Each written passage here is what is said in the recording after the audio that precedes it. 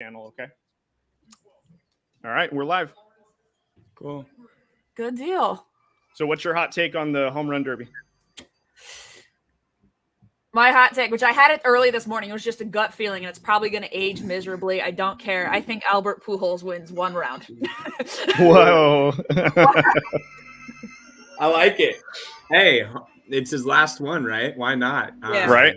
I think he's honestly, the only issue is if he was going up against anyone else, I feel like he'd have a better shot. I feel like Kyle Schwarber, first round, is just like, dude's a monster. Oh, the right? man. Yeah. For Yeah. sure. So I'm like, if he went up against Jose Ramirez, who I love. Like, I love Mhm. him. Like, there's a couple guys I'd see him have a better shot against. Even Acuna, honestly. I could see Yeah. Acuna turning up slow.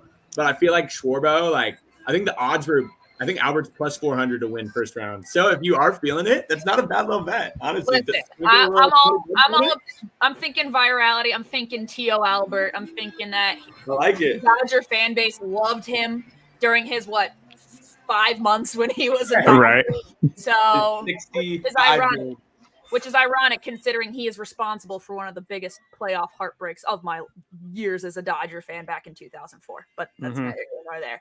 But now he's like so beloved by the fan base. It was just it's how the tide turns to me. But In your final season, a lot of things come into perspective. So yeah. totally. I mean, honestly, the reason why they put him in is like, of course, a farewell, but also like if something were to happen, all the views and the clicks that it would get. Absolutely. The storyline, MLB is chasing the virality in multiple aspects. Not necessarily in every aspect. Not necessarily. Now, would you guys in all of them, but yeah. Would you guys have been cool if like they did a special home run derby from the old format for Pujols and for Miggy? Cabrera maybe, and then be basically a highlight of that rather than him being the competition in general? Yeah, I think that's a little, honestly, I mean, of course I'd tune in, but I'm way more interested to watch him go against like actual like kind of talent in the sense of like, instead of watching an old timers game, like if they were going to do that, maybe do it on a different night or something like that. Like if they're going to give Albert like one last farewell, why not have him play against some of the young talent? Like having him go against the Kyle Schwarbers or the Juan Sotos is like a pretty cool send off in a sense, rather than just having two geriatrics trying to hit home runs. You know what I mean? So, I feel like Albert wouldn't want that either. He'd want a proper send off. It is really cool though that they are doing that in the sense that they're having those legacy spots. MLB is doing a lot better of a job just in general for this entire weekend. Like having the MLB draft on having it last night when there was nothing else on, literally no other sports to compete with it. Like that was the first time I truly, and I've been a baseball fan my entire life, the first time that the entire sports world's attention, most people weren't watching, to be completely honest, but the people that are still obsessed with sports and have to like get that fix in, all you had was the MLB draft. So that was awesome that like all over social media, it was Drew Jones, it was Jackson Holidays, all these names where you're like, oh, this is like actually cool that we're talking about MLB prospects where, as you guys know, they're probably not going to make the majors, maybe a couple college guys for at least 3 to 4 years. But it's still cool to have a night where you're talking about these guys rather than throwing it on in the background on a Tuesday when the first round is and getting a Twitter notification that the Padres drafted some kid that's never going to come up, right? Like at least like now you're watching and you're seeing these kids kind of dreams come true. So I thought they killed it with that. And I also thought they did a really good job with the legacy spots. I feel like having a couple guys maybe not every year, but every couple years when a guy's about to retire, like have a guy come in, like give him a good farewell. One last standing ovation. Miguel Cabrera plays for the fucking Tigers, dude. No one shows up to those games.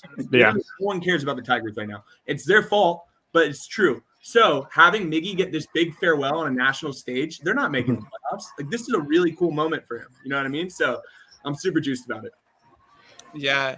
Speaking on that, we'll have Clark here on a minute, but if Albert Pujols somehow wins this, Clark is going to have to go into like a turtle shell for the rest of the He's going to have to go into witness protection or something.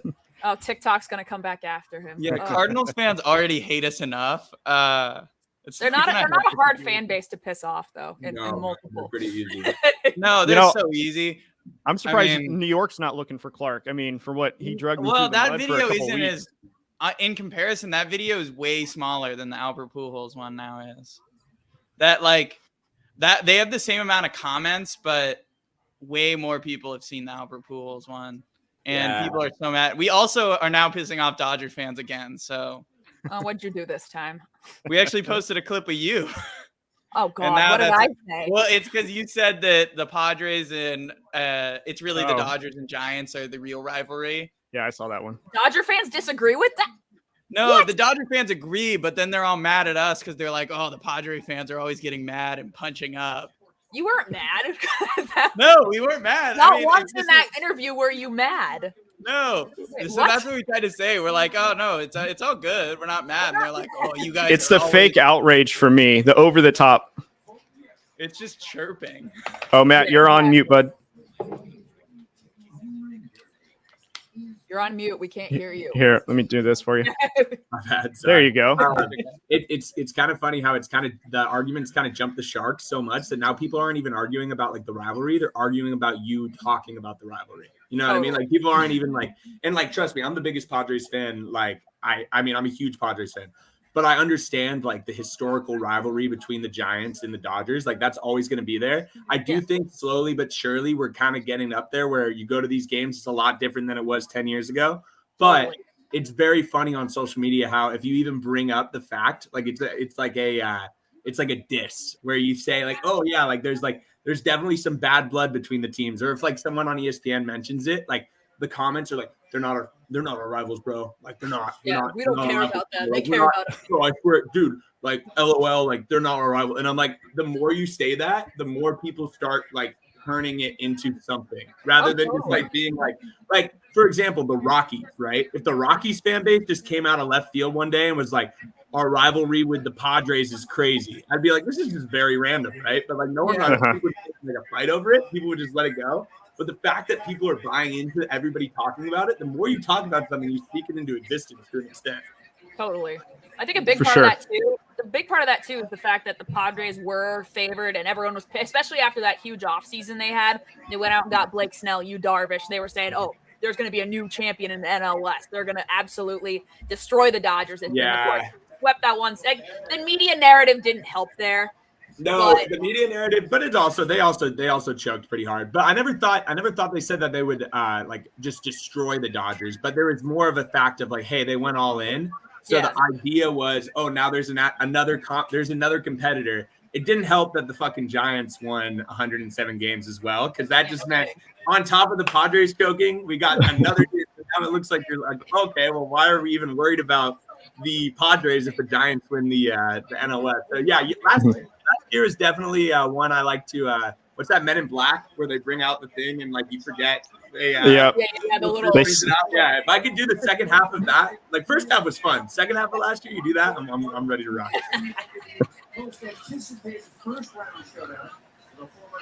Oh. Everybody, this is Drew. This is my co-host on the show. Drew, what's up? What's up, man? What's going on? Sorry, guys. I was running late. Had to get food for the family, you know, a little important. So that's why you just make spaghetti and throw it in a pot. So feed yourself. Well, we thought we were making it easier by just going to pick it up, but of course, you know. Would you go to Chick-fil-A or something? Line around no. the block? No, yeah, thank God I didn't go there. All right, Drew. Who are you predicting wins tonight? Juan Soto. Juan Soto. Okay. I like it. I'm going Soto because Dodgers Stadium. Sorry, my son is right here, so as you can hear him. But I'm going Juan Soto because I think any lefty hitter is going to have the edge because in Dodger Stadium, that foul post is a little bit closer. And it kind of sticks in a little bit as well, so you can kind of hook it a lot. And right field is a lot closer than left field. And they were just saying on the radio that the wind is kind of going out more favoring towards lefties. So I'm going really any lefty, but I'm going to pick Juan Soto. Oh, yeah. I like it. I put a little wager on Juan Soto to win it, too. So if good man. J-Rod doesn't win it, I'm all in on the Soto train.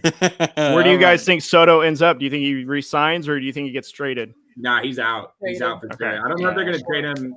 I don't know if they're going to trade him within the next 3 weeks, but by the offseason, he's gone. Yeah. He's going to this team right here. He's going Yeah, I right hope here. so. No, he's not. No, he's not. I could actually see it, honestly. So Drew, so Annie is a Dodger fan like your wife. So Yes. Actually, my wife is right next to me, so yeah. You married up. Good for you. Yeah. you did. Yeah. You So I did. didn't appreciate the she's a 10, but she's a Dodger fan. I never appreciated that. That's all right. No, That's all right. okay, so you're on my side. Okay. Yeah. No one should be on their side. I just went and watched on Saturday. My wife's family and we all went to the Angels Dodgers game in Anaheim. Nice. Oh, fun.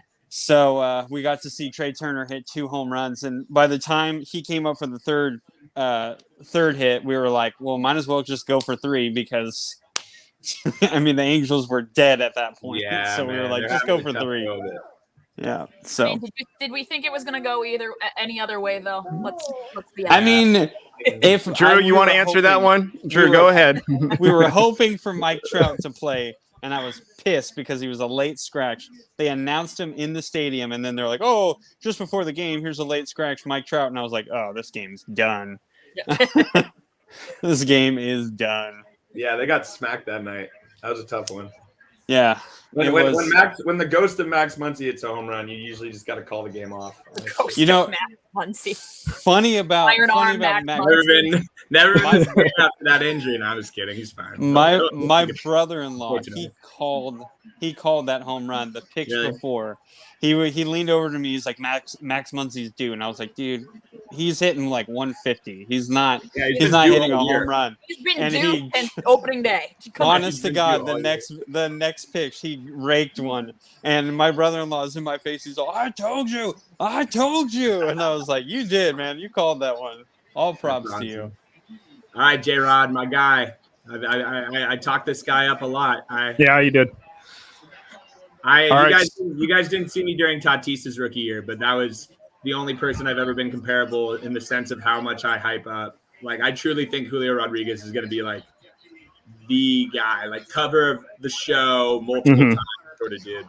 If I'm being honest, I hear his name a lot, and I want to say about as much as Tatis. Like Tatis is probably the most popular, maybe second, and then there's Rodriguez right below him, not far behind. So we're like under 25. I agree. I feel like Yeah. under 25 faces of the game right now. You got him, you got Acuna, you got Soto.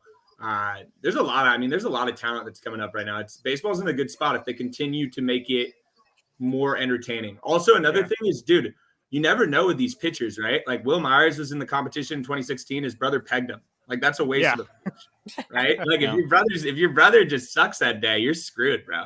No matter how good of a home run hitter you are. That's why Pete Alonso has an advantage. I like Annie's pick because Dave Dallas is notoriously the best BP pitcher in baseball. So you got the GOAT on the bump. You're like, hey, well, that's who helped him win it last year. Let's ride. Yeah, exactly. He filled that zone up, man. Awesome. Are you guys cool with the new format, or do you guys wish it was the old one? Ooh, first pitch. I like it. Yeah? Yeah, it's cool. I don't know. I don't. I am glad that they don't let you just keep raking until your arms are dead in the very first round. But I do also like that there's a time limit. But I still feel like sometimes it gets a little too long with like the commercials. Like it's every time a batter is done, they go to commercial, and then it takes like 3 minutes to get to the next hitter. I don't know. They need to shorten it up somehow, but I know it's not fun if they do it so quick either. So I don't know what the right answer is on that one, but yeah, J-Rod is so sick, man. this guy's literally, he's crazy, bro. Such easy power. I like him. I just I'm not sure about having a rookie in here, but I mean, if he shows he already up, has he's already like, I think he has like 17, 18 home runs. I can't check right now. Let me check. I think he has. Yeah, he's a guy that's balanced with his homers and his steals. He could easily be a 30-30 guy as a rookie, which is just I'm insane. not denying that. I'm specifically home run derby. I'd rather have not Pujols or a rookie, but you got to live with I love it. this guy, man. He just is bombing right now. How many is he at? 12? Nice. Good timeout. Where are you guys at? 14. 13? We have 14. Oh, you're at 14? Oh, shit. Yeah, I'm like a second behind. It just went to 14. I'm way behind. Hey, my boy. During football season, I'll drive Andrew nuts by texting him a play of something that happens, and it hasn't even happened yet. So I've learned to I got to wait at least 5 minutes before I text him. Bro, that's an epidemic for our generation of sports fans, dog. If you're watching an illegal stream, which I never do. Yeah. But if I were to somewhat be doing that once or twice, and I get the worst is during football. Because in football, you get a text that's like, what a pass. And it's like 3rd and 7. And you're like, you're watching it with like your friends and you already get the notification and you have to act surprised when the play happens. You're like, whoa, like I can't believe that happened. Like, dude, like, but I'm also addicted to my phone. So I'm always looking at my phone. So it's on me, honestly, which is like, shit. So Annie, who do you have in this one? Hold on, my stream just went off. Oh, that's not good. No, it's not. But this is my completely legal stream has unfortunately failed me. Mine is legal too. I got Hulu Live, but it is way. Yeah, I'm on my parents' cable still. Oh, I have Hulu. ESPN, on ESPN.com. Oh, is it on Hulu? Right. I mean, it's on ESPN, but I mean, yeah. Dude, you would think they would carry it. How far did that go? Yeah. It actually did not go near. What's up, man? Sorry, I didn't see you down there. I'm in it now. Let's go. I was like, where am I? You were in purgatory, man. I'm sorry. I'm backstage. Thank God. Just got here just in time to watch Hulu. Just waiting for VIPs to roll in. That's all. Yeah. Well, as long as I haven't missed my guy, Albert Pujols, absolutely. I was gonna say, Clark. I was kind of hoping you weren't gonna show up until Albert Pujols came. No. I'm waiting for Albert. I hope they got that ventilator ready for him. Bro, what a first round, guys. We're witnessing, dude. He's about to put up fucking 20 right now, dude. This was my pick to win. I put money on this guy. Me too. Yeah, I know. I had J-Rod. Dude, J-Rod's the truth, man. I'm telling you. People are this is his coming out party. I'm telling you, bro. This is why they need more guys like this to do them. Like MLB just needs to start dishing out serious cash to all these young dudes. Imagine if the slam dunk contest could get players of this caliber to start doing it, like the John Morants. Zion Williamson. Yeah. Well, you got Zion, but I'm talking like stars, right? Like, for example, this last slam dunk contest, no disrespect, they had G Leaguers playing it. He's no one gets hard in these things right and now. And another thing too about the dunk contest is like they're great in game dunks, but when you get to you got to be creative. There's just not a whole lot of people that are willing to do it. What you need to do is get some of the people off the streets that have these Instagram accounts that do all these massive dunks. Do that, and it'd probably be more popular than a star, just because they're not doing anything that creative when they're in the dunk contest. Exactly. Or what my buddy said is he would love to see them do a thing where they get kind of Harlem Globetrotter, actual dunkers. If they're not going to go, get actual people that will make this a show, right? Yeah. Go all the way in on non-stars or have stars do it. No in between though. I don't need the seventh man off. I don't need Larry Nance. No disrespect to Larry Nance Jr. I like Larry Nance Jr., but he's not moving the ball, right? No, Larry Nance Jr. is going to be absolutely bodied. It's a February Saturday night. I'm not I got to miss this. I got to miss going out because I want to see Larry Nance Jr. do a dunk contest. And I like Larry Nance. He seems like a nice guy. But if there's an actual star or some crazy stuff like that, remember when they did the jumping over the cars? Whoever, that Blake was Griffin. Cool, man. Blake Griffin and then Nate Robinson. Make it fun again, bro. It's not fun anymore. Well, when Zach LaVine and Aaron Gordon went head to head, that was probably the most creative dunk contest in a 100%. Long time. And then last season was just such a snooze fest. It was so hard to watch. Yeah, Julio is. He's good. He might hit 30. Bro, I'm really bad. What's the bat look really like? bad at betting. He's hitting a Victus. He's the best kid I've ever had in my entire life. That would be the first what's time the what's the tape I wonder what's custom done. I think sweet looking. Oh, come on. His pitcher needs to pick him up a little bit. Oh, that's parked. Oh, come on. Not a boy. You got Ken Griffey. Well, I just love that Ken Griffey just a probably $2,000 Nikon in his hand. It's funny how both Ken Griffey and Randy Johnson are photography guys. They're huge into photography. Are they both really? Yeah, they're both super into it, which is kind of random but pretty sick. Okay, is Corey Seager getting booed or is he getting cheered? He should get cheered. But you think he's gonna get booed, Annie? You think he's booed? No. I know Come I'm on. saying over him. They traded him for a shortstop. My wife says while 7 he was years. there. My wife says 7 years he's gonna get cheered. Yeah, it takes time. He left on his own accord, so he's gonna get booed. That's just the way it goes. Not saying he deserves it, but I think it's wrong. I mean, come on now. I think they missed. I didn't say I agree. I know you didn't. I'm just shocked. I think the Dodgers fans would show love for him a little bit, man. That's their World Series MVP, and that's all good about point. loyalty. You gotta love being a Dodger to be loved by Dodgers. You're not allowed to leave Hans like the mafia. That's the thing I never understood is like fans that hold grudges over athletes that leave in free agency. I'm like, yo, they didn't pick their first team. Like that's the thing with being a free agent. You can pick where you go. Plus, you tried turning down hundreds of millions of dollars to stay home. That's hard to do. Yeah. Kudos to Juan Soto. That was a performance and a half, man. Yeah, Juan Soto's turning down $500 million because he didn't want to be in DC. Yeah. That's how much he wants to get out of there. Which, let's be honest, not the wrong answer on that. I was gonna say, I don't blame them. Yeah, they're not going to be competitive for like 5 years again, probably.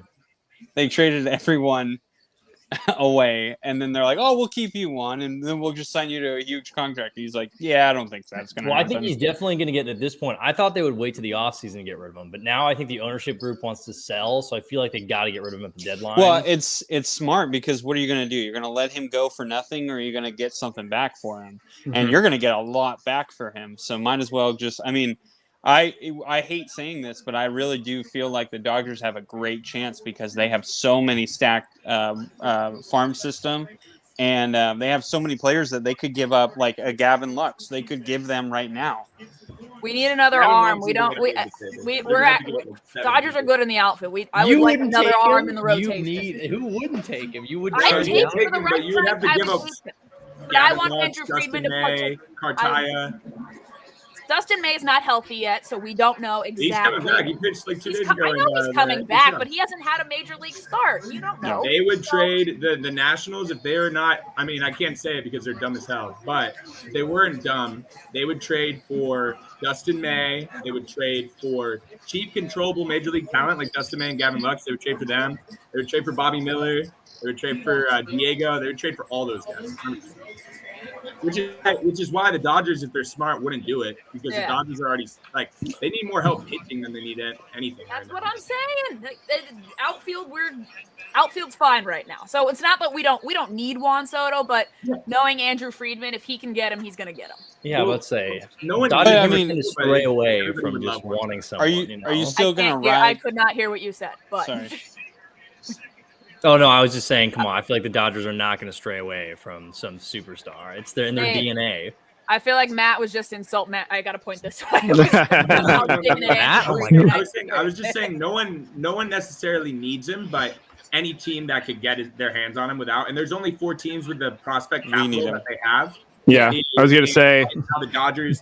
What the Dodgers do great, and I hate giving them compliments, but their player development is insane, right? So they're able to when people are like, oh, why is their farm system so good and they have all these guys? Well, they spend money, which every team should do, and they actually are able to develop talent so that when you see guys in their farm system, you're like, oh, how's this guy a top 20 prospect? He wasn't even anything. It's like, oh, they developed him into that. Then they're able to trade guys like that for Luis Castillo and stuff like that, which as a Padres fan absolutely sucks because it's like it just honestly blows. But you got to give credit where credit's due, unfortunately.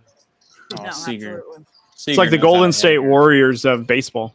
That is the perfect. That's a great comparison. That's the perfect comparison. That's really good because they spend money. Every team should spend money. Unfortunately, what's happened with baseball is a lot of the teams are looking at it more from a profit kind of like, hey, I'm the Cincinnati Reds. I have a pretty solid team, and I trade all these guys. Look at the Oakland Athletics roster last year, or especially 2 years ago. Bro, they had some legit studs. Frankie Montas was their number 4 pitcher. You're like, dude, this team is stacked. And what happens? You trade everybody away. Mark Canha's a great player. Just let him go. And they don't even get any value back for half these guys, bro. Like, I don't know. That's another story. We don't because they're trying to get out of Oakland. That's why. That's a tragedy. Yeah, they're trading for soda machines, man. They're trying to get out of Oakland. They're not trying to. I live in San Francisco right now. That stadium's. I go there every now and then. It's a tough.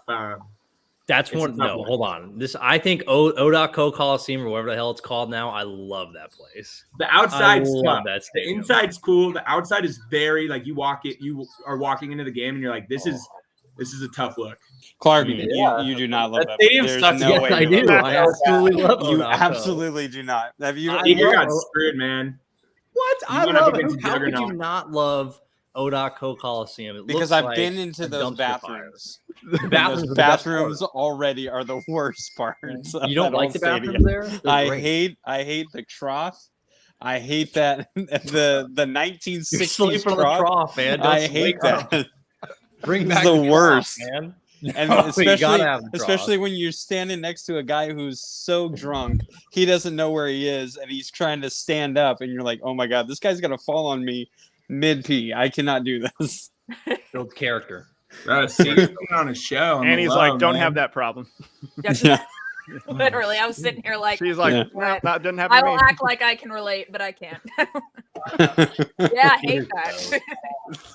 Yeah, she's like, "Yeah, I wouldn't like that either." Do you think anyone actually hits one out of Dodger Stadium tonight, or no? Only Tatis. He's hurt though. No, I don't think anyone's gonna put one out. Tatis, no, Pujols will hit it out for sure. No, Pujols. If Pujols wins it on the five, what are you talking about? Pujols has a better shot at falling on the floor after exhaustion from swinging so many. How many timeouts are given per batter? This is going to be the most swings he's had in about 10 years. To be completely probably.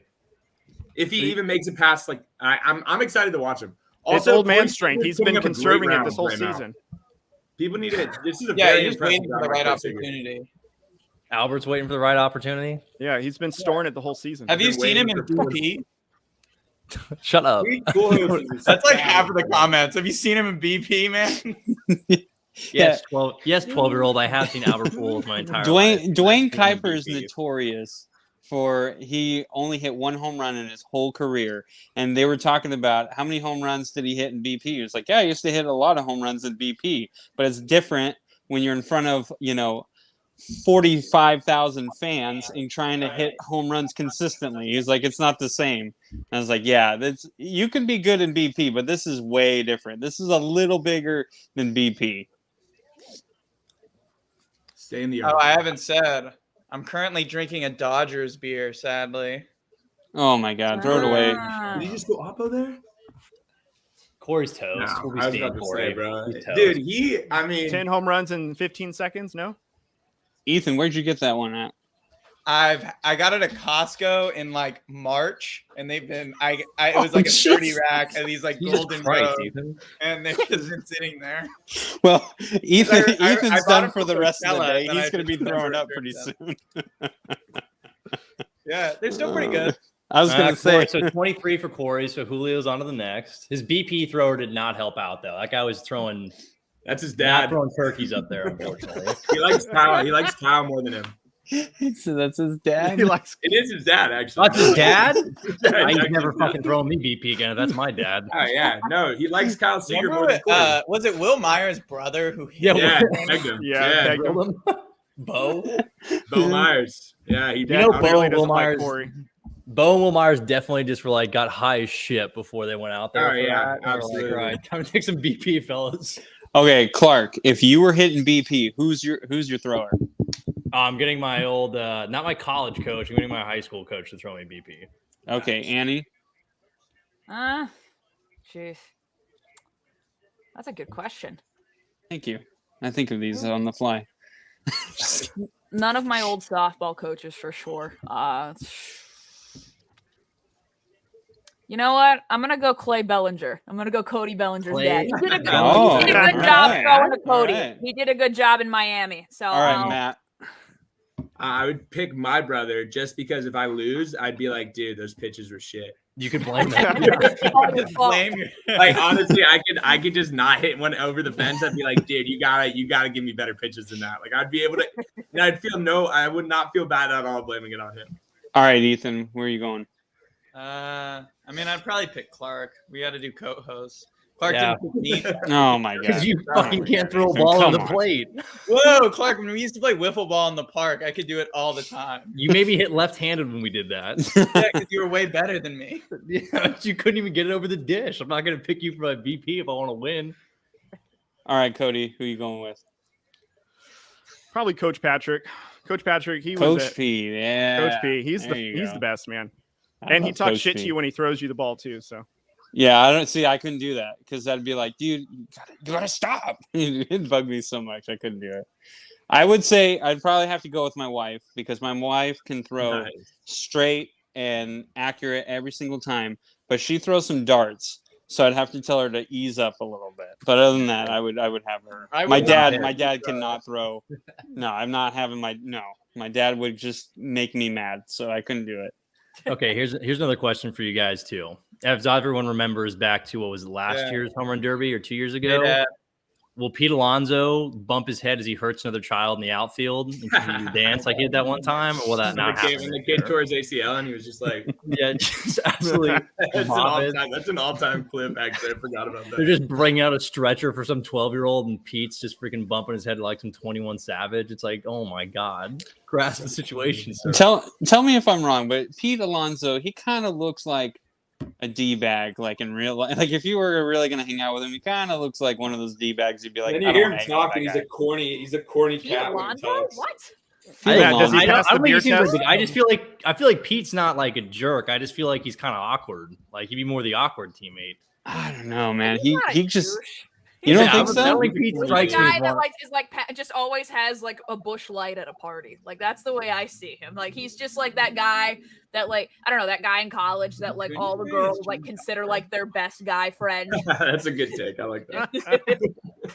Yeah, like, I think so. Pete. Like we love Pete. We love Pete. He's the best. Exactly. We love Pete. Oh my god, Pete. Like, by the way, this is Adam. Like he's stuck in the friend zone. What's love up? Pete. What up, dude? How's it going? He needed a place to come watch the home run derby, so I told him bro, that's lit. Actually, kind of disappointed in Acuna right now a little bit. He hit one like monster shot. He's had a tough year. I mean, he's been coming back from injury, but like he's still kind of he hasn't been his electric self this year, unfortunately. Yeah. But it's still cool to see him in this competition. No, for sure. I mean, again, I just wish they could get more young stars out here. But yeah, bro. I mean, dude, it's cool to see. Like, I mean, Soto, Acuna, like, I mean, J-Rod. You're talking; those are some big names, dude. Like, yeah, it's just awesome to see a lot of these dudes. I mean, the Braves are a team that play a lot on Sunday Night Baseball, and they're kind of coming off the World Series win. But like, it's cool to see some teams that don't necessarily get a lot of love, like, kind of show out here, right? Like, I remember last year when they had Trey Mancini for the Orioles. Like, it's cool to see like some guys like that, like, kind of get some shine. I feel like that's a underrated part about the game is how many just different teams there are, right? Like, Byron Buxton would have been fun to see, honestly, but I get it. I feel like they missed an opportunity to not get I mean, I don't know if they denied it or not, but I feel like they missed an opportunity to at least get one Dodger. Like they got one former Dodger, but I mean, that turned it down because he thought he'd lose to Pete Alonso. Yeah, you got Betts, you got Bellinger, you got Freeman. I mean, you got Muncy. I mean, there's guys that you could have. I know their batting average isn't great, but these are guys that are notorious for hitting home runs consistently. So, I feel like they should have tried. Unless they ask Austin Barnes, I'm good. Barnes been great. Will Smith would have been a good one. Will Smith actually would have been really good. He should have been. He should be here for the All-Star weekend. Yes. Excuse me.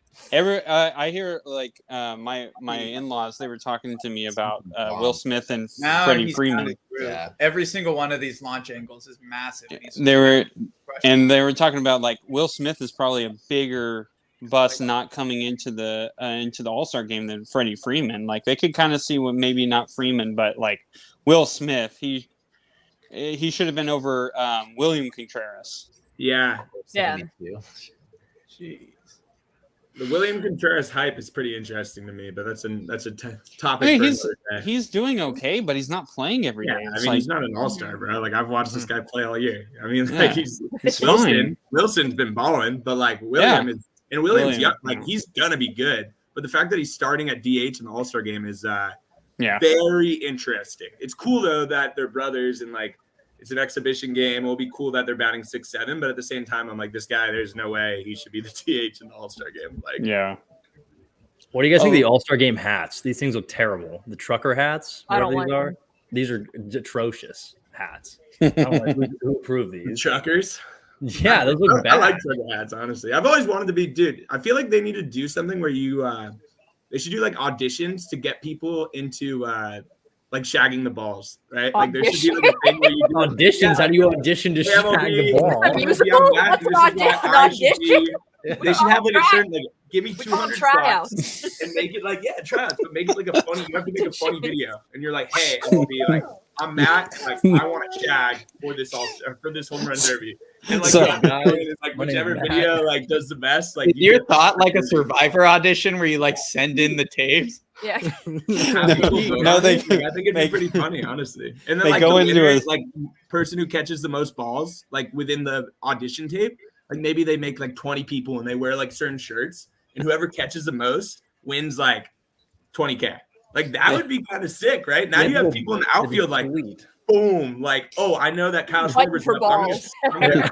I just imagine someone. All the little kids out of the way. Oh no, but you have to keep the little kids there. The little kids have to stay. But they're costing you money. There's 40 adults that are also there, and yeah, a little kid is your way. You're just like, I'm sorry, bro. I am ramming that. I know.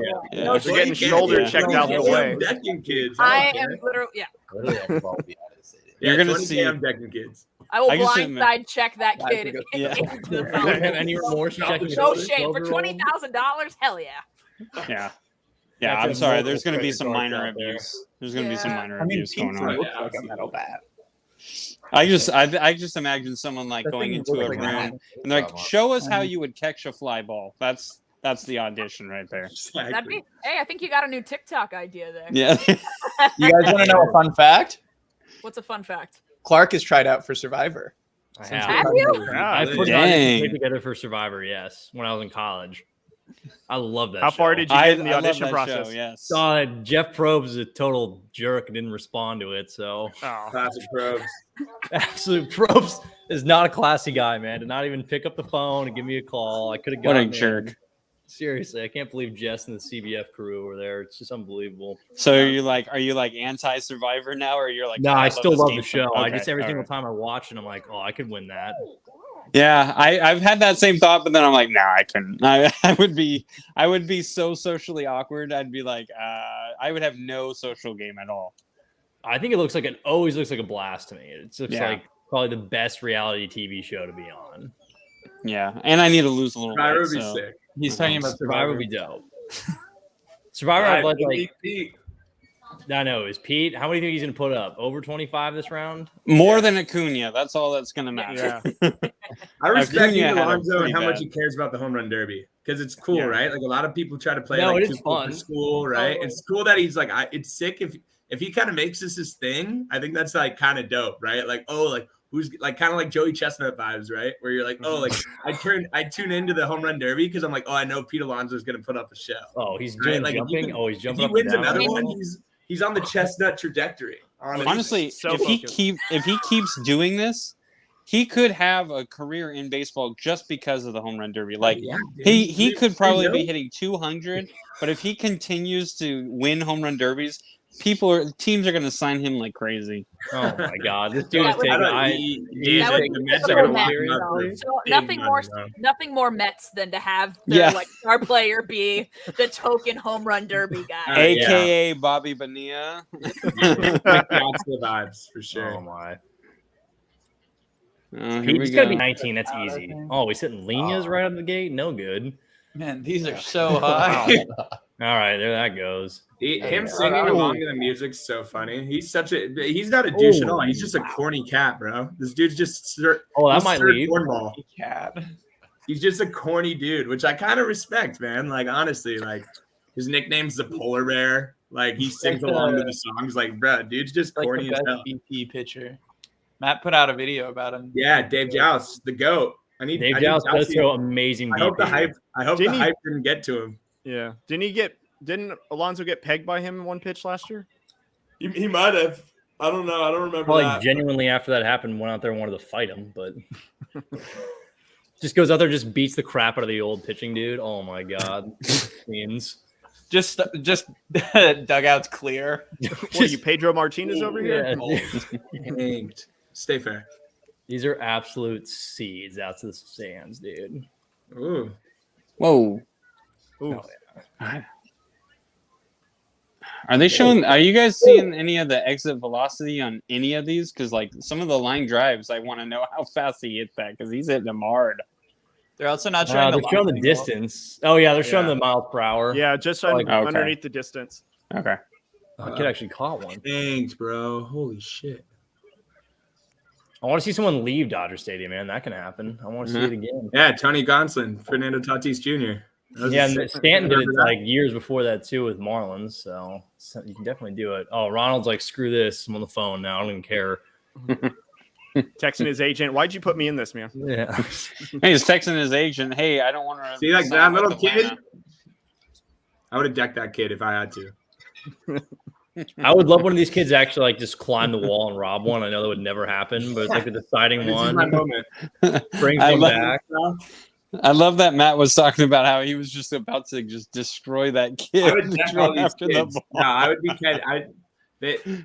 They don't know how good they have it, bro. I'm gonna make my video next year. You'll be like, I remember that kid. I'll just see me just decking kids in the outfit. Matt, next year you need to make a tryout video too. Yeah, seriously, you right? I'm like, hey guys, I just really want to be the kid that catches the balls. Yeah, seriously. Yeah, it is put you out there for one round. If I ever get there in life, that'll be my moment. You know how some people are like, when I won that award, like that's my moment. Like if you guys ever see me in the outfield at a home run derby, you'll be like, that's life peak right there. Exactly. All Matt downhill Devine's from there. finest moment. All downhill, just straight. Pete Alonso might not win. Yeah, he's gonna win this round. Yeah, he's you also have to remember the bonus, right? So he's already earned 2 bonuses, so he's got 2 minutes left, 2 minutes and 20 seconds to hit 10 home runs. He doesn't need that. No, he probably won't. But it is what pace is he on right now? He's on pace for pretty much. Pete Alonso's gonna be done with this round. Go back. Davey just keeps him throwing him meatballs. That's out. He's not. He's a little bit up in the zone. He's down and low a little bit more. Kind of in on his hands. Dude, the power this guy has is crazy, bro. Clark, you kind of called Jose Ramirez. I mean, not being in Home Run Derby, but like we were talking about on your guys' show how Jose Ramirez, how you really liked Jose Ramirez, and you thought he was going to be you thought he should at least be in the AL MVP discussion. Oh yeah, I still do. I mean, he's been having such a quiet year. Like I was actually surprised when I saw he was going to be in the Home Run Derby. I was like, oh man, Clark would be happy about that. But he's you look at his numbers, man. It's like he needs to be talked about way more, man. No, I mean, most underappreciated guy of the last decade. It's because he plays in Cleveland. No one likes Cleveland. Yeah. I mean, unfortunately for him. He loves Cleveland. Obviously, he signed an extension. He loves Cleveland because he loves that green that Cleveland gave him. So he would have got more green. I truly believe he would have got more. He would have got more everywhere else. He stayed because they were loyal. It was crazy. He literally said, I think the only other team he would have gone to is the Yankees, to be honest. No, he would have totally went. Like I'm telling you, he would have got paid way more money by other than the teams that don't pay anyone. Any team that's willing to pay will have paid that guy at least $50 million more than what Cleveland offered him. He's crazy, bro. Like, and I respect his loyalty, but he probably lost like $60 million. Oh, he lost too. J-Ram, if he had hit the open market, teams would have borderline broken the bank for the guy. I mean, I think among American League third basemen, I'd probably say, even if you want to DH or put him at first, corner infielder wise, he's got to be top 3, top 5. I mean, I love the guy. He has one of the smoothest swings too. You can watch. I mean, from the switching perspective, it's just crazy. He's the best. That path stays in the zone so long. Man, tough choice between him and Devers this year, but yeah, obviously got to go with J-Ram. I think no matter what. I think he lost. I think he gave up on a championship though. I don't see Cleveland winning one. As much as I would like them to, I think they deserve it. I don't think they're gonna. I don't think that they will. I think he'll have another opportunity to compete because like we were talking about with the Dodgers and their really good player development. The Guardians do not get nearly enough credit for how good they are developing. True. Very true. unbelievably talented developing players. Like the fact that they were in like the ALDS, ALCS a couple years ago with guys like Lindor and J-Ram. Yeah. Like, look at their pitching staff. Like, they developed guys like Bauer, Mike Clevenger. They have Tristan McKenzie right now. Kyle Quantrill, who traded to him. Really good Corey Kluber, who gave to Tristan McKenzie. List goes on and on for Cleveland. They got it down over there. They're pitching development. McKenzie, he's good. I like Tristan McKenzie a lot. Aaron Savali's okay. He's kind of ass, but no, they're good, bro. I truly think, and also they have Andres Jimenez, who they got from the Mets. Mm-hmm. He's an all-star this year. Like, they're really good at developing talent. The issue with the Guardians is they don't pay people. They finally sacked up to pay like a guy who really wanted to be there. Mm-hmm. And hopefully they get a taste of the fact that, like, hey, if we pay at least a few talent, like some talent, maybe we could be consistently competitive.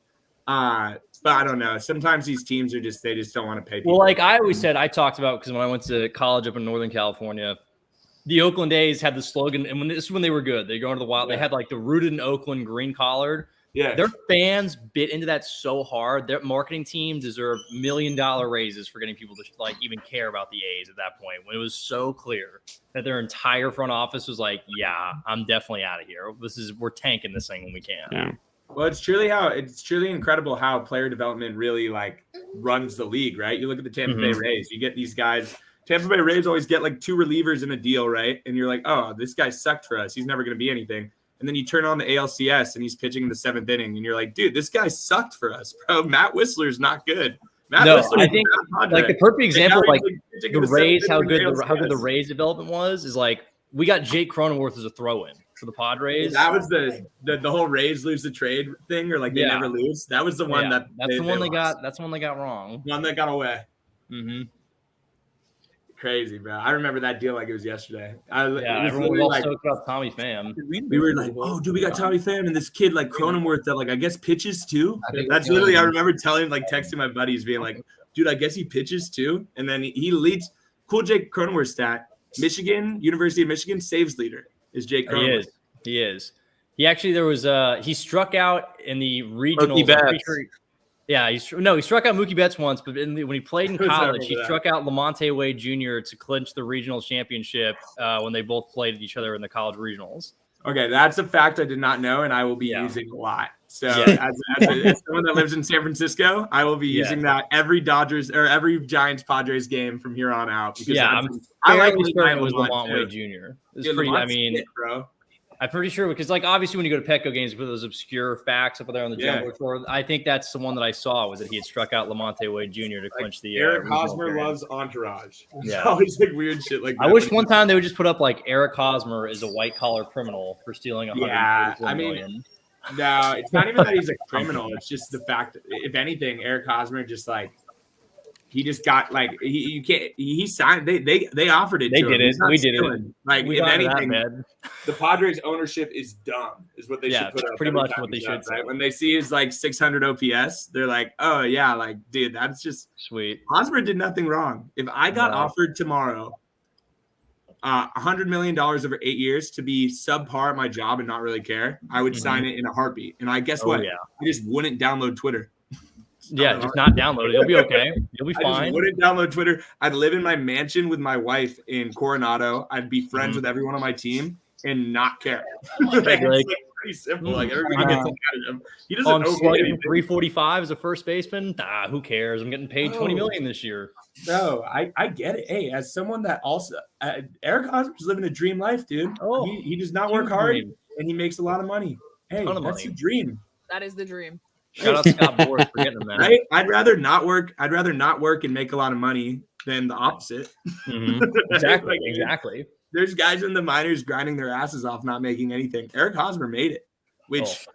Does he deserve it through his play in San Diego? No, but he made it. You got to tip the cap, man. Hey, I'm always for people getting the bag. Unfortunately, it does kind of handcuff the Padres a little bit, but that's on the Pods. It's not on Haas. I think they figure out a way to get rid of him this trade deadline. I bet. I can see it. They better. I mean, if they don't get rid of him, they're stuck with him for 3 years. Yeah, because he has no trade clause. I mean, they have to get rid of him this deadline, or they're stuck with him for 3 more seasons. They have to hit the ball in the air is what they really need to do, because this team has been frustrating to watch since we hopped on with you guys like 2 weeks ago, man. Yeah, they'll be okay, bro. They'll be okay. And thank you for that. We appreciate that as Giants fans. Yeah, you guys are still over there, barely staying afloat up there in San Francisco. Yeah, I called when the Giants and Padres played. All my roommates are Giants fans. I called it the Battle of Mid. Both teams are just mid. Yep. Both teams are just mid right now, dude. They're not bad. They're not great. They've just been mid. Right? At least we don't have the payroll that you guys have, so we kind of expect it. Well, yeah, but also you won 107 games last year. And yes. You guys have, right? So like I feel like payroll, my take on payroll in baseball is it's never, why would you be proud about your team not spending money, right? No, yeah, you should, but that's going to be the double handed fist on that one, where you're going to pay a guy this much, you better perform then, and with signing to Tatis, that big contract, and right now he's out $3 million this year.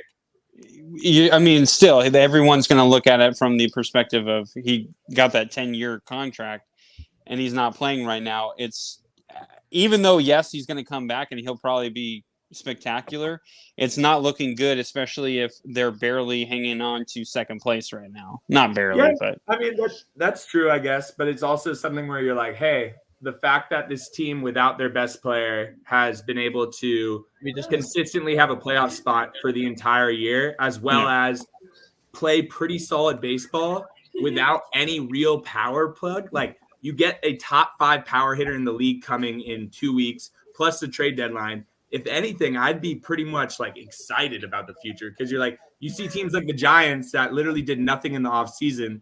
Absolutely nothing. And won 107 games last year. And they're not even in the playoffs right now. So it's like pretty impressive that without our best player, we're in the playoffs. And teams like the Giants and the Cardinals and other teams are behind us, and we don't even have our best player who's coming back in 3 weeks. Plus other players like Drew Pomerantz and other bullpen arms. All the Padres are going to do is get healthier. So in reality, the fact that they're in the playoffs right now, like, sky's the limit, right? Like, all you got to do is get hot at the right time. So I'm in a great spot right now. What? It's funny you talked about the trade deadline, because I just put out a video where it's like the one where I don't know how to describe it. It's the hope song, to where then it's the freeze frame of Padre fans are always excited for the trade deadline, and then I put all the bad things that happen. Oh yeah, the Adam Frazier deals and stuff, dude. There's the unfortunate part about the trade deadline is, although I was sounding a little bit hypocritical because I was saying I was excited about it, Padres have had a couple bad trade deadlines in my 26 years on Earth. So I feel like I'm not gonna say it's gonna get a lot better, but hopefully we get. I mean, the Juan Soto thing I'm not even gonna bring up, because that's such a pipe dream, and that's just a total wrench in everything. But more realistically, getting a guy like Ian Happ could be really good, right? Like, the Cubs are nowhere close to contention. I'd love a guy like Ian Happ. Wilson Contreras would be really cool too. Getting rid of Haas is the big part, though. Like, if we can get Josh Bell from the Nationals, put him at first base, that changes everything, bro. Like, having a guy that's actual threat to hit a home run at first base is so important for this team right now. You have to think about too, though. If you get Josh Bell, you're losing a lot of defense. I mean, as much as you guys are crapping on Eric Hosmer, you have to admit he's at least solid at first base versus Josh Bell, who is an error waiting to happen, in my opinion. Counterpoint to that. I think Eric Hosmer is one of the worst defensive first basemen I've ever watched. Eric Hosmer is horrible. His 4 Gold Gloves all came in Kansas City. He got the bag, and then he just was like, "Hey, I'm chilling on defense." Yeah, he doesn't. Hold on, the sun is in his eyes. Okay, come on. That San Diego weather just hits different, Shit for his errors. If he had a average to above, if Freddie Freeman was at first base and not Hosmer, Tatis would have about 6 less errors last year. So I don't know. But also, you gotta give it up to the Dodgers for being the record that they are, because you were talking about Fernando Tatis. He's been out for basically the whole year. I mean, in my opinion, the best player on the Dodgers, or at least best pitcher, would be Walker Buehler, and he's been out basically all year.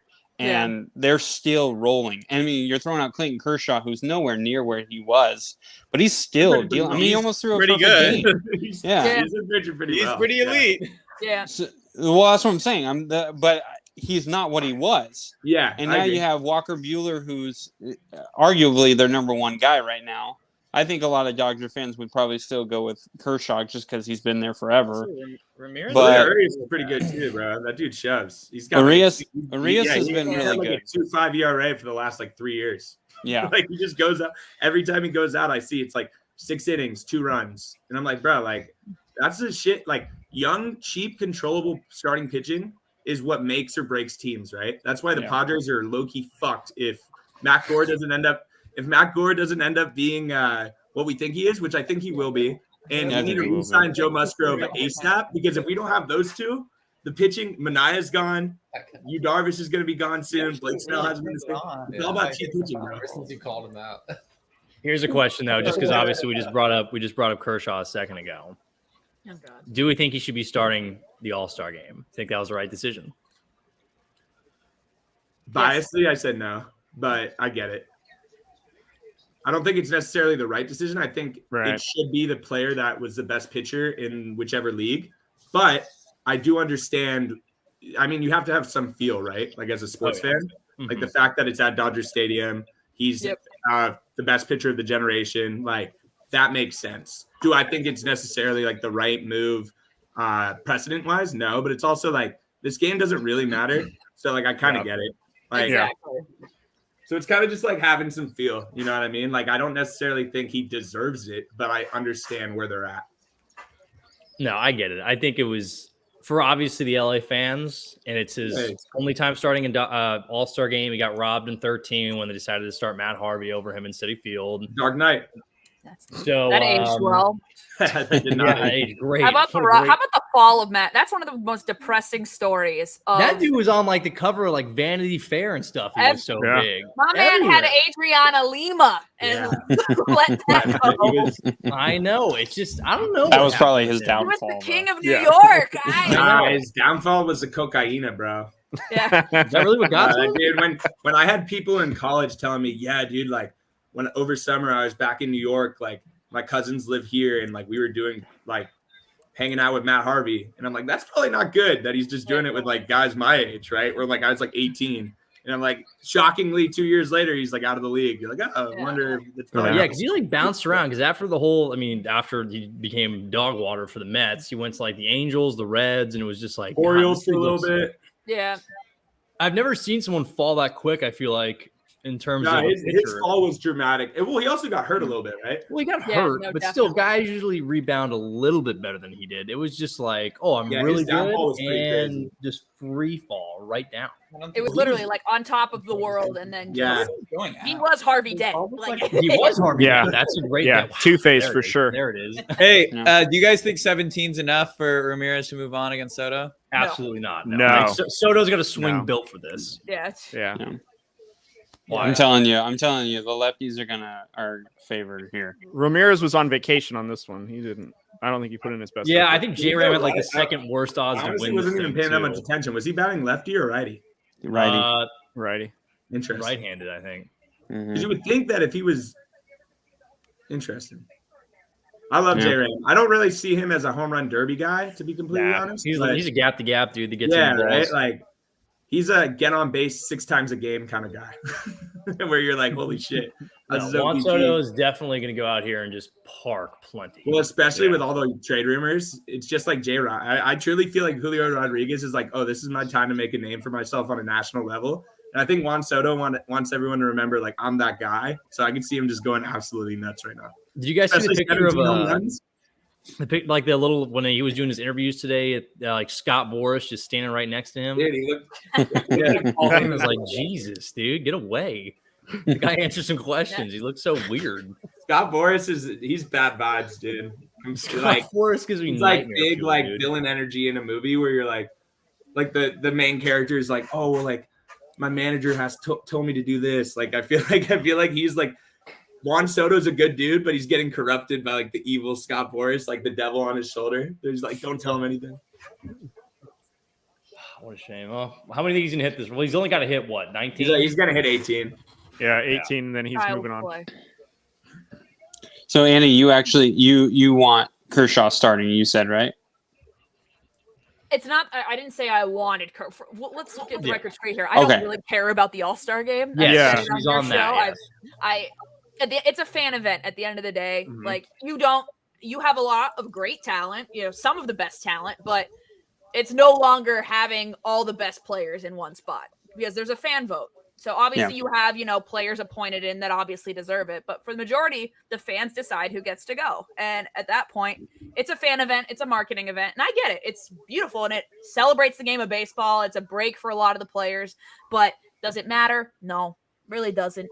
So I get it from a fan standpoint and why they made that decision. I think it's the right call to make. He's in front of his home crowd. It's as far as optics go and just the right thing to do. You start Kershaw. Has he been the best pitcher this year? No. No one in this room is going to say that. But he's been solid though. It's not like they're just putting other rules out there. I mean, almost had a perfect game the other night. Right. Almost had two, I think, this year. He's been really good. Like every single one of these are just absolute seeds. Yeah, Look at that. I just, first of all, these guys use it as a tactic in their contract. Like, hey, I'm a 3-time All-Star. So it does. I mean, at least it somewhat matters to them. Yeah. And that's why I kind of think it's slightly disrespectful to like Sandy Alcantara, who's been freaking dealing, and he's still losing games in Miami. He's been the best pitcher in baseball right now. Yeah. And so I kind of feel bad for the guy because you can say, hey, I was a starter for, the All-Star game. I was this good, but I mean, it's in LA. It's kind of almost like it was almost inevitable. Like you kind of have to do it because he's been, I mean, when you think of Dodgers, your first thought was, Clayton Kershaw for, almost a decade, which is fucking crazy, bro. Like he's been there for a long time, man. It's crazy. Like, what was his first? Annie, you probably know more than me, but he's been like 2008, 2007, longer than that. 2008 was his debut, so summer of 2008. That's crazy, man. Yeah, like that's almost makes you feel old, right? He'll probably play that debut game. And his fastball and curveball are still so good. Yeah. His fastball has dropped a little bit in velocity, but he still knows how to use it. He's just I wish we could. I could pitch like that, man. I would not be here right now. He's a guy. It's really hard not to root for him. I don't understand how. You got a Giants cap on, and you're still speaking good words. Yeah, he's a hard guy to cheer against. And you're honestly, you're a lot of respect, greatness. I was on our Cody, you can back me up here. I was on our podcast last year saying we need to sign Kershaw. Like he's the perfect guy that the Giants would go after. A guy that is an old guy who knows the NL West, and he's a guy who is just looking for a big contract and wants to win. And we're a team that we can win. And obviously he wanted to stay in LA, which 100% makes sense. Totally. But I wanted him bad. I really did. Yeah.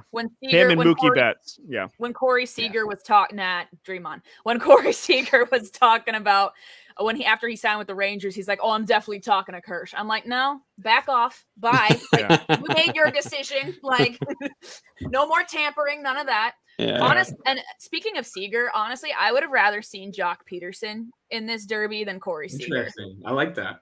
I mean, I just think back to that Vlad Jr. and Jock insane home run derby back in 2019. Yeah. The fact that he played for the Dodgers for so many years, I just thought it would have been cool. And now that he's a Giant too, it would add a little bit of interesting to see what the crowd would do. But I get why they picked Corey, but I thought Jock would have been a more fun choice. Yeah. I still would have liked to have seen like some current Dodger in the home run derby, just because I think it's a missed opportunity. Like I see Manny Machado right now. Like even Manny Machado to me would have been interesting to see him, but I don't think he wants to do it. He's been hurt. Yeah, he's been still nursing he almost literally was out for the season after that ankle injury. So I'm just happy he can stay. He can stay in the bench. Fine. I'm just happy he's alive, man. I was at that game in Colorado. I literally was. My buddy got called up to the Rockies actually, and they were playing the Padres. So that's cool. The whole weekend, which was awesome.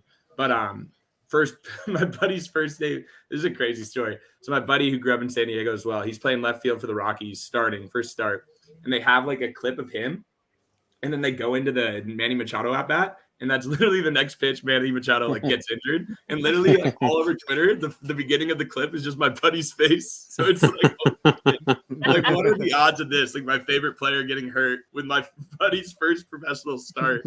Like this is like out of a movie. But thankfully, Manny got back. But yeah, Soto's a beast, man. This guy's crazy. Do you think MLB should add like a skills showcasing or something for the All-Star weekend? Totally. Yeah. Bunt showcase. They should do something like that. And the only reason why I say that is cool. Because the NBA's like 3-point contest has now replaced the dunk contest. Yeah. And so I'm surprised baseball doesn't have some sort of skill showcase or something, you know?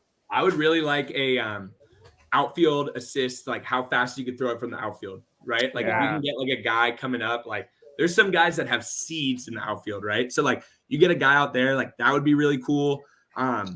I don't really know how you could do like robbing a home run. I don't know if that's possible, but like maybe even just like stealing like a race, like stealing a base race or some shit like something like that. Like see how like I don't know. I think that'd be pretty cool. They have a lot of I think slowly but surely MLB is starting to realize what they need to do with the All-Star game. With it not counting anymore, they have to just make it a show. Right? Like make it as much of a show as you possibly can. They don't have to go full Savannah Bananas on us, but like they could do it. They should though. I mean, they should. That'd be a ton of fun. It'd be cool, but like they could incorporate things like that.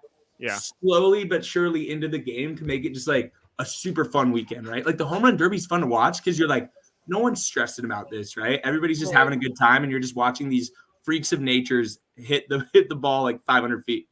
Like it's just simple. Like my friends that don't even like baseball like the home run derby. Yeah. Like it's just a fun watch. So doing more of these could be like actually really fun. Yeah.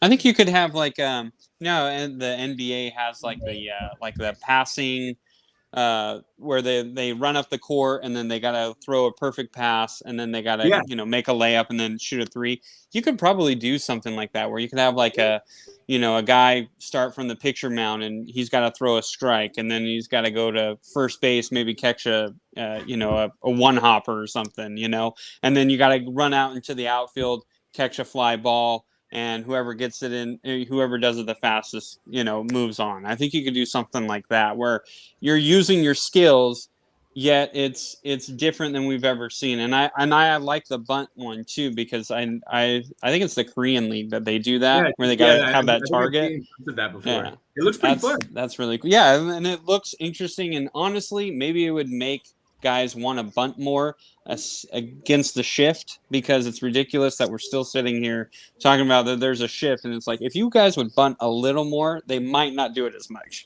Well, they're making the shift illegal next year. Yeah, thank God. That's in the new CBA. Where's also, Clark? Albert is up. Clark isn't here. He's probably gone. Clark, your man's up. The problem is Albert hit the first like three really well. And sorry, what's the bathroom? What's the bathroom? Golly, give me a break. All the times undefeated people. Oh, Albert's up. Thank goodness. Yeah, Clark, you don't have to worry. Albert's hit like four that looked really good off the bat, and they all land on the warning track. Okay, so I'm gonna mute my mic, Clark, and I'm just gonna let you go this whole Albert Pujols. Well, it's not gonna be much of anything. I just hope he's okay by the end of this. I mean, truthfully. I saw an ambulance in the stadium. Well, good. They need to have one out there for him. I'm really worried about him. Get the tank ready to go. After this could be considered elder abuse by the MLB. I don't know if they should be allowed to do this. The guy throwing him the ball looks younger than Albert Pujols. Is it his son? Maybe it's gotta be, dude. Probably. Yeah. This guy looks so much younger. Everyone's really. I'm really proud. Everyone in my comments was like, "Oh, watch him win it," as he has won through a minute. Yeah, that's what people were telling me too. I'm like, guys, do you understand basic like human physiology? Yeah, this guy is fucking washed. Let me think about hard this. To see. Sorry, part of my language. 40-year-old. No, you're fine. 40-year-old is not going to outperform perhaps the others in the tournament. I don't really think no disrespect to Albert Pujols. He's an absolute legend, but dude is like he's a Hall of Famer. Sure. He is a Hall of Famer. He's one of the best to ever do it. But I just don't need to see him anymore. That was my only thing. But I'm fine. This is happening now, and great. When he ends up hitting like 10. Yeah, I bet Barry Bonds could put up 16 right now. He could probably put up 1 in 2 minutes. I truly think Barry Bonds can put up 10. Probably. That'd be fun to watch. Well, give him a couple of months. Let him juice a little bit, and then Albert just hit another one. Put some respect on his name. Well, I'm behind. Don't spoil the great show. I know. Clark, I'm with you, man. I'm behind too. So yeah, I think I'm like 5 minutes out behind right now. Yeah. Jesus, Yeah. Albert. Listen. If they really wanted Albert Pujols in the home run derby, they should have done like a little thing before the home run derby where it could be Miguel Cabrera, because that guy needs to stop playing as well, and then Albert Pujols. And both of them can go at it in a home run derby, and then whoever wins that is the Legend Home Run Derby winner.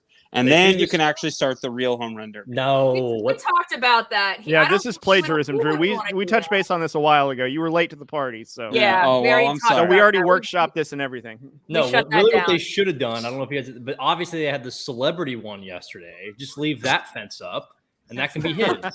Oh, jeez. You guys see Hunter Pence almost rack one out of there?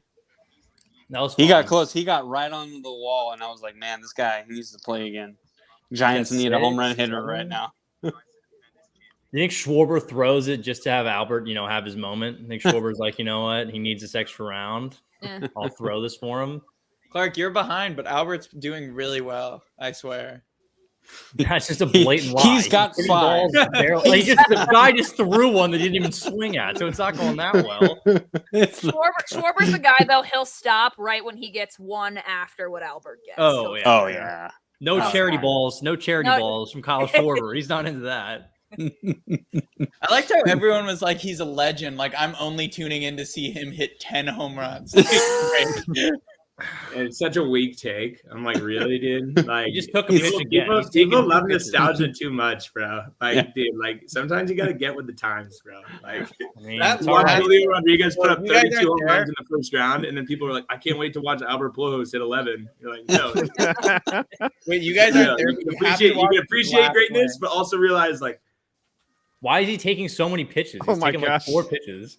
He's tired, Clark. Let him. I know he's tired. Schwarber got lucky there with the Albert Pujols getting up against Albert Pujols. Well, the other thing is they're like, there's no other player that would have done it. He was the last option. I'm like, I really doubt that. No, I did. Luke Voigt would have totally done it. He would have struck out a few times, but he would have done it. Luke Voigt. Oh man, Luke Voigt would have swung and missed 10 times, but he would have. Did you see the kid the Padres took it to Oklahoma State who looks like a clone of Luke Voigt today? I love him. That was hilarious. Dude, like, yeah, he hit like a 500-foot home run and then put on a cowboy hat. I'm like, that's my kind of guy. Respect that actually a lot. Oh, he got over that one. Kyle Schwarber's like, is this done? Everybody, are we done here? What was the over/under total for Albert though? Oh, it's got to be like 5. Oh, he just quit. He's not even gonna do the 30 seconds. Oh wow, they're all giving him a round of applause. He's huffing and Right. puffing. Oh, he's huffing and puffing. He's like, oh gosh. They're all gonna do like, instead of getting an actual stretcher from an ambulance, they're just gonna all wave surf him out of there. They're gonna do a Rudy and get him off the field. No, they're gonna do the Paul. They're gonna do the Spider-Man. Be careful with him. He's a hero. They're gonna do the Paul Pierce. They're gonna cart him off in the the Paul Pierce thing is the greatest getting wheeled off of a stadium ever, just because he pooped himself. You know what? Sometimes it feels like that. I do not blame him whatsoever. Well, I hope everyone's enjoying it. He's got 30 more seconds. Hopefully he hits a couple more here. I'm rooting for him. Everyone knows he's just gonna. If Schwarber gets up and just grounds everything out. If Schwarber gets up and grounds everything out, plays Albert Pujols, it's just a huge fix. They just. When he did that, I would literally drive up to LA and find Kyle Schwarber and be like, "What was going on there? What was the point of that?" That's a cool moment that they have for Albert Pujols. No, everyone's surrounded. That's pretty cool. I will say this one thing I don't understand, at least for Albert. Like usually when these big guys that have these big names, like when Jeter retired, when Pettit retired, when Rivera retired, I know those are all Yankees. Maybe not Pettit, but Rivera and Jeter. They had like the whole going away. They gave them little mementos each team revisited. Yeah. No one's done that for Albert. Yeah, he hasn't got the respect that you think he probably deserves. I know. I feel like this is a little bit blown over. I feel like, again, this is proof that I do give him props. But he's an all-time great. No one's really like giving him like the goodbye tour that a lot of other players have gotten. Yeah. That is a good point. I didn't even realize that. I didn't even think of that. Mm-hmm. Well, he hit 12. Good for you, Albert. Hey, wait, is that winning it out? Better than 10. Better than 10. Yeah. My God, this is the longest break. It took him forever to swing for 30 more seconds. He needed every extra breath he could have gotten out of that. He needed the extra time. Oh my gosh, that's funny. I mean, I think, another thing that they could have done is they could have got literally like former Dodgers, or current Dodgers going against each other. That would have been another one because you could have still had Pujols. Yeah. Could have had Adrian Beltre. It was right there yesterday. There you go. I mean, are you guys done yet? Am I still ready? Has he finished his? Yeah. On mine, he has. Yeah. Yeah. He is Pujols super finished. Sweaty. Like unbelievably sweaty. His head is so glossy it looks like a mirror. He just has a high sweat gland. That's all. Yeah. Wait, so you saw him do the bonus and everything? Yeah. Yeah, we saw everyone give him oxygen right before he went back up. Very cool, though. Man.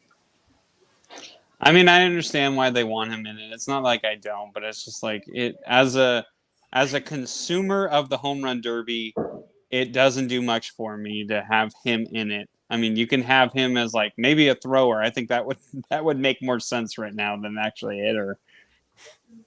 Or out there with the kids fielding. Yeah, there you go. Have him shag and push some kids over. Now he would have mowed some kids over. He would have like, no, please let me catch this. Now the best is if Schwarber just rolls over and just lets Pujols win. Oh, right, gosh. That's what I was saying. Lets him move on. Oh no, that'd be so funny. They just have a huge Vegas fix where he just Pujols keeps winning by like having 7 home runs. Can you imagine the headlines if he? Can you imagine how pissed people would be if they bet on Schwarber? Especially and he doesn't. Yeah. Oh man. Well, I mean, what was the year? There was that 1 year. I know it was back when he did outs, but didn't like Robinson Cano have 1 year in Kansas City where he hit 0? He had a rough round. I remember that. Yeah. And that was his. That was the last time we heard of Robinson Cano. Yeah, well, the whole PED thing got in the way, unfortunately. Yeah. God, Cano, what a fall from grace he was. Seattle is probably still mad at him. They'll never let him come back to Seattle. Oh man, Schwarber. Is he still on the Padres organization? No, they traded him to Atlanta. On the Braves, actually. He got traded. Mm-hmm. Oh, okay. For cash considerations. One of the best. And a Coke machine? Yeah. And a Coke machine, yeah. The saddest signed balls. Saddest trade. Very good to go. That's when you know you're at your lowest in baseball is when you get traded for cash considerations. Yeah, the CC. Actually, Annie, I liked your episode where some hockey player got traded for a player to be named later. Not even a name, just we'll pick somebody later. Yeah. Yes. I like that. That is got to be the biggest insult ever. Or a player to be named later. Yeah, it's always like, hey, something down the line. We'll figure it out later. Yeah, we'll figure it out when you're gone. Hey, we'll worry about it later. Yeah, just take them. Well, I'm a San Jose Sharks fan, and all I see constantly are we traded everyone who's any decent player, we trade them away. Like we just traded away Brent Burns, and it was like, you really didn't God, you didn't have a choice there. It was either you had to move either 3 contracts. You weren't going to move Erik Karlsson and his $11.5 million a year cap hit for 5 years. You weren't going to move. Thank you for continuing to say that. I mean, I could have told. I mean, granted, Mike Greer didn't sign that contract, so it's not his fault. But anyone could have told you that Erik Karlsson is not worth $11.5 million a year. No one told me. I'm just kidding. I thought it was a good one. Hey, listen, back 5 years ago, okay, high tier defenseman, Norris Trophy. He's going to be a Hall of Famer, no doubt. Now, no. No planet should any team be paying a defenseman in their mid to late 30s over $6 million. Unless you're rebuilding, apparently, because we've been rebuilding for a few years and it is just so depressing. It's, you had a good draft, so we'll see. Mike Greer's not done yet, so we'll see what else he does. But yeah, we just are. I mean, we haven't had a good goalie in a few years either. So that's key. Yeah. Well, that was nice. A home run derby, hockey talk. That's good. Yeah. Good content, guys. That combines my passions, so I'm good with that. Yeah. No, I never get to talk hockey unless me and my wife, because we're both Sharks fans, and so we've been to a few games over there, and which is such a cool atmosphere. But other than that, like, we don't really talk about hockey because it's not super popular. So right. My youngest brother's a Sharks fan, so I get it. There you go. I'm up to date on all that stuff. Didn't fall on the foots of Big Sis and being a Ducks fan? Come on. No, he did not. Wow. I've got 4 brothers. Yeah. So the oldest is a Kings fan. I'm a Ducks fan. Oh. Then there's a Kings fan. Then there's a Ducks fan. And then the youngest wanted to be different from everybody. And he was like, I'm going to be a Sharks fan. Fuck it. Why not? Yeah. Why not? Schwarber's got to pick it up a little bit. Ooh. I know. It's like, is he going to do it or is he sandbagging this thing? Dude, right? Like, I was talking shit before. Wait, if he actually does this crap, oh my god. They went into his ear and said, "Hey, make it seem like Pujols might pull this off." Yeah. Pujols Clark, so start the car, man. You got to make a trip. But then Schwarber is kind of now Schwarber's kind of like, okay, now I really got to. He's got to pick it up a little bit. Yeah, he's like, why is he going on the opposite field, dude? Screw that, just dead pull. Oh, stop going the other way. Oh, 470? Yeah, that one's not bad. That one's gonna that's real power right there. All right, get out ball. I do not need to see out again. Well, that one's way out. I'm about to go 4 for 4 if Schwarber can win this one. He's freaking barely holding on for dear life here. The saddest got a part minute left because he hits some absolute nukes, so he'll be all right. Matt, the saddest thing that you just said was if he pulls it off. Yeah, right? That was pretty sad. You would think that he needs the extra round to beat Pujols, which is wild. But Pujols has got to be thinking, please don't lose. Please don't lose. No, Pujols does not want to go again. Yeah. But no shot he does. Who does he face? Does he face Juan Soto if he wins? If you got Juan Soto, that's going to look pretty good if Pujols wins this one. So hey, Clark, imagine if Pujols wins. Imagine if Pujols wins, dude. No way. And Clark cannot go on the episode if Pujols wins. He's gonna have to take a week off. Yeah, I know. I'll have to be MIA for a little bit.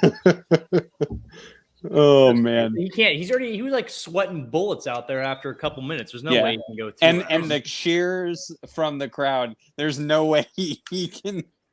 There is no way he can go another round after all of that. Well, this is just like bad. If Schwarber isn't Schwarber the 1 seed? Yeah, he's the 1 seed.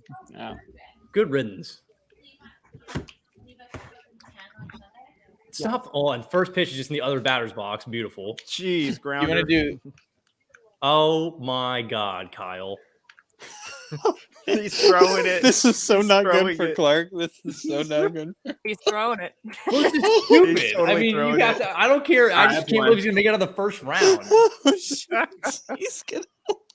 Oh my God! Oh no! So glad the Giants didn't go after Kyle Schwarber. This is such an embarrassing career. At least they're making it interesting. Come on, Kyle. Come on, get out, ball. Get out, ball. Oh my Lord! Oh, for the love of God! I'm ahead of you, so I won't say. All right, nice. Let's go, Pujols. That's gotta be gone. If he ties him, I will just lose my mind. That's oh no! Throw the pitch. Get out, ball. No, don't look at it. Oh, for the love of God, you went the other way. You have to. Is there a swing off? Oh no! Yeah, there's no way Pujols can do it. Oh my God, bro! There's no way he can swing off. Hey, Joe Musgrove looks good. Pujols is like, just go, man. It's fine. He's like, you advance. Wow, great a swing off. That's so fun. Congrats, Kyle Schwarber. Boy, you are not kidding. The guy who's throwing the balls is taking forever. I'm sorry, I'm behind on you guys, but like, good Lord, he is so slow. Do you know how embarrassing this must be for Kyle Schwarber? And he signed that huge contract. I just can't believe he didn't hit more than 13 home runs. Where he barely got to 10. Yeah, I'm a little surprised by that. Oh my gosh, Dad, you get to go out and do it again. That's a cool moment, I guess. I know. This is gonna be fun. Nah, man. Whoever had the bet that they would go to a swing off just made so much money. Yeah. Whoever was that planned that. Absolutely sweating it. Oh my gosh. Is this He had mine? to take off his helmet because he was so sweaty. We only had a hat. You didn't wear a helmet up there. Oh, If you wore a yeah, helmet up there, I'd be concerned for other reasons. My phone is at 20%. That's not good. Wow. My portable chart. Yeah. Yeah, what's up? Sure. One sec. Oh, sure.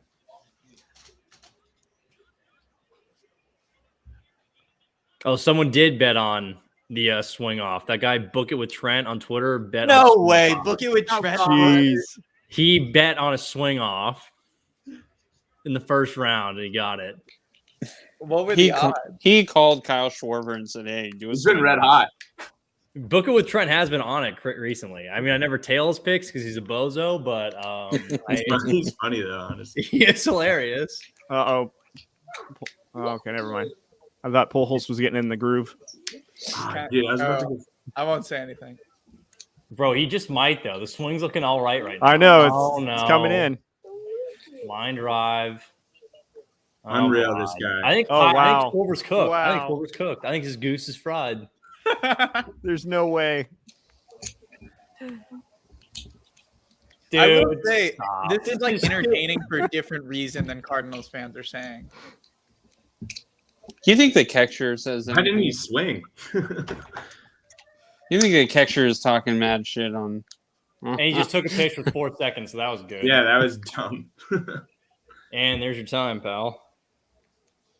All right, so Kyle's got to hit 7, which is over half of what he just hit in like 3 minutes. So I don't have a lot of faith here. Maybe he wanted to. Maybe he slammed the swing off, and then he collected his bet. Now he's gonna. Would you get in trouble? Okay, here's a question.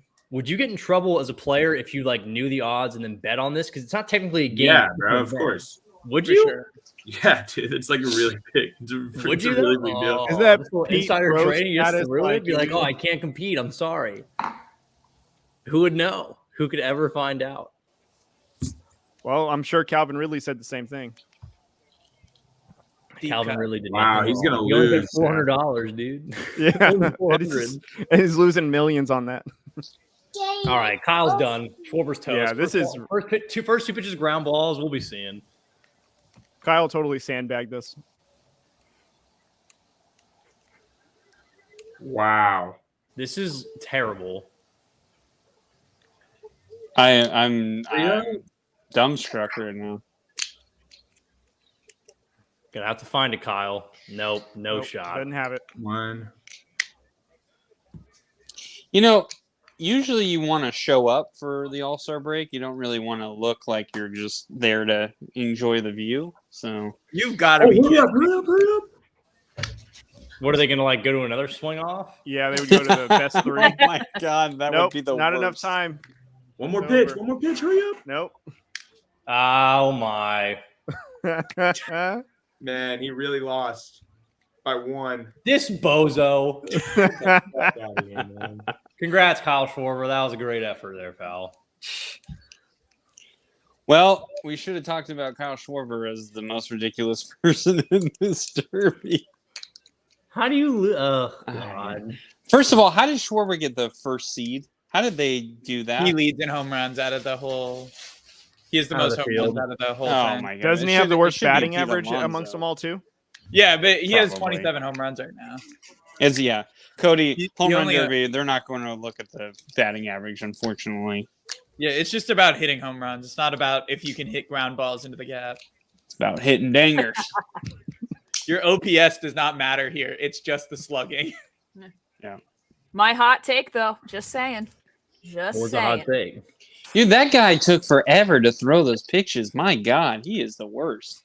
Your hot take that the MLB All-Star game doesn't matter is done really well. It has. Oh, but hey, listen, I'm never wrong. Let's just say that. Oh, everyone knows that. always Everyone right. does know that. Just wait No, till we I get to said- Pro Bowl I said season. at the beginning of the After show, I games said doesn't Albert matter. Pujols would win 1 round. So far that's right. If Juan Soto somehow loses to him, Then I'm gonna This be is asking rigged. who's in on it. I don't This even is know who's rigged. on it. If Juan No. Soto does not beat Albert Pujols, I'm done on here. I'm not going to talk on here anymore. I'm going to shut off. trade stock I'm goes gonna go. down. I'm gonna go to bed and I'm gonna cry myself to sleep because I'm gonna be so mad and angry and just so sad, and there's going to be a lot of emotions. You're going to cry over Juan Soto losing to Albert Yes. Pujols? Yes, I will, because the future Giant needs to look good in this home run derby. Hey, listen, if anything, the trade stock goes down, might be a better deal. That's true. If he has an outing like Kyle Schwarber, maybe that trade package isn't that big. Scott Boras goes to bat for him, and GMs are like, "You saw him lose to T.O. Albert in the home run derby." Don't know if we can give that any money. Well, you think that's worth blue chip prospects? No. Not a shot. Oh man. Give us player to be named later. Yeah, player to be named later. We don't accept those scrubs. Player considerations. I can't believe Albert Pujols won. I can't believe it. I'm telling you, man, it's that old man strength he's been saving up. Good for him. Yeah. Old man. Yeah, I mean, definitely good for him. I didn't think Kyle Schwarber was going to be this bad. I mean, I thought he'd at least, if he was going to make it close, I figured he was still going to win. Jeez. I assume that'll work out perfectly for Padres fans. Phillies are in the hunt. You just tanked his swing trying to do the derby. That's actually what I was thinking. I was like, damn, bro. But usually you have to win it to have a tank swing. Usually, that looked pretty bad right there. That's true. That was just a bad effort. I mean, it looked good. Like right at the end of the bonus, he hit like 3 in a row, but he just waited till last like 10 seconds. Well, his pitcher took forever to throw him the ball. Yeah, dude, that guy's the worst. He's done. He's no longer in the home run derby throwing things anymore. That guy took forever, man. I would have been that would be my dad. That's why I said I could not pick my dad. I'd be like, Dad, throw the ball. Good Lord. And he'd be like, hold on. I got to make a good throw. I'm like, no, just throw it. I'll hit it. We just got 5 comments on our video that just said, did you just see him move on? Call me when he wins, dude. No. Call me when he wins. No, we're not watching it. Oh my God. Well, this is just so now we're going into round 2. So we got Pujols versus Soto and J-Rod versus Alonso. Who are you guys taking? Oh man, it's a good one. I think just judging from the first round, I think J-Rod looked a lot better. Yeah. But I think Pete Alonso knows how to go into the second round. So I'm going to pick Alonso, and then I'm going to pick Soto because, of course. Yeah. I'm sticking with Alonso, but I think Rodriguez is a dark horse. I mean, he put up 32 in the first round, and now he's had all this time to rest. So he's had the time to rest, but he did. I mean, you don't realize how much all that swinging, 32 home runs, that takes a lot out of you, no matter how much rest you have on that one. And he doesn't know how to kind of disperse that because he hasn't had to do this yet. We'll see. He looked pretty good.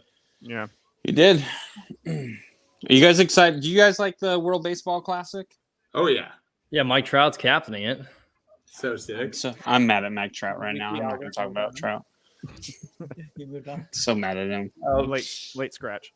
Yeah, late scratch. Now I'm really looking forward to it. Hopefully, the USA puts out a better team than they did the last time they played. I mean they were good last time, but I don't know. I just feel like they always get like some random guys on there. And Isn't the Dominican Republic like super stacked? Always, yeah. It's now that they Cuba. put up the home run totals from the first round. It's kind of crazy that Seager hit 24 and that would have been second. It's just coming up against J-Rod. Yeah. That's what knocked him out. Well, I thought Seager might be a dark horse to win it because he knows the stadium, so his swing looked effortless. Like just when Rodriguez got hot, man, he was not missing. It's what happens sometimes when you run into a buzzsaw. Man, I want to see. You know what I want to see? I know this is probably an unpopular opinion, but I want to see a home run derby with like the guys who like only have less than 5 home runs in the league. Like, I just want to see. The Austin Nola. Just really want to see those. They should have pitchers do it. Oh, that would be cool. Yeah, but But Bumgarner. Yeah, like I mean, yeah, Bumgarner, but Bumgarner is the kind of guy who'd get so pissed if he like missed on one. Shohei would win. Shohei. That's an easy victory for Shohei. That's so unfair. Who's the big Mets pitcher who hit the home run against the Padres? Bartolo Colon. Yeah, isn't he the one that set up the Padres franchise? Yes, he did. He saved our ass with that home run. That was big. All right, maybe need to come through, baby. I needed J-Rod. Needed J-Rod, Juan Soto finisher or final. That would be interesting. That's both the guys I bet on, so that'd be a automatic dub, which would be sick. How much money you got on it? Nothing crazy. Just like I threw like $20 on each. Okay. But I think J-Rod to win it was like plus 800. So. Oh, you'd make out pretty nice. Yeah, wouldn't hurt, right? Yeah. Maybe you get that new mic that Cody has. I'm telling you, man. Yeah, Cody's got the nice mic. Yeah, bro. That's what should invest in it, man. I'm telling you. Cody, how much was it? It's like 200 and something. Jeez. Okay, I was gonna say maybe I'll get one too. No, that ain't happening. I'm not dropping $200 unless I win like he did, like he might. Annie, what mic do you use? I use the Blue Yeti. That's what I have too. All reliable. Obviously it's over $100, but worth it. When I first launched, I used like the $15 like mic off Amazon with the little pop filter. Listen. I have that, and my mic doesn't work on half of these streams now. So the Blue Yeti or the $15 one. Yeah. It's I think I got you the Mana. I think is what it was called. Okay. Like a USB one, and it wasn't very expensive because we were just starting out. And for some reason, because he was only using his phone or his iPad, Apple just won't let him use his microphone when we're streaming because it's all web-based, not an app. So he's basically been on the headphones for like the last 3 months. Yeah, when we were using Zoom, it was working fine. So, yeah. But Cody had to keep switching up on me. Jeez, man. I know poor guys had to endure like a year of like changing 3 different platforms to try something different. So, and he's a guy that doesn't like change either. He likes to keep things consistent. And I'm like, oh, let's just tweak this a little bit. And he's like, okay. Yeah. So.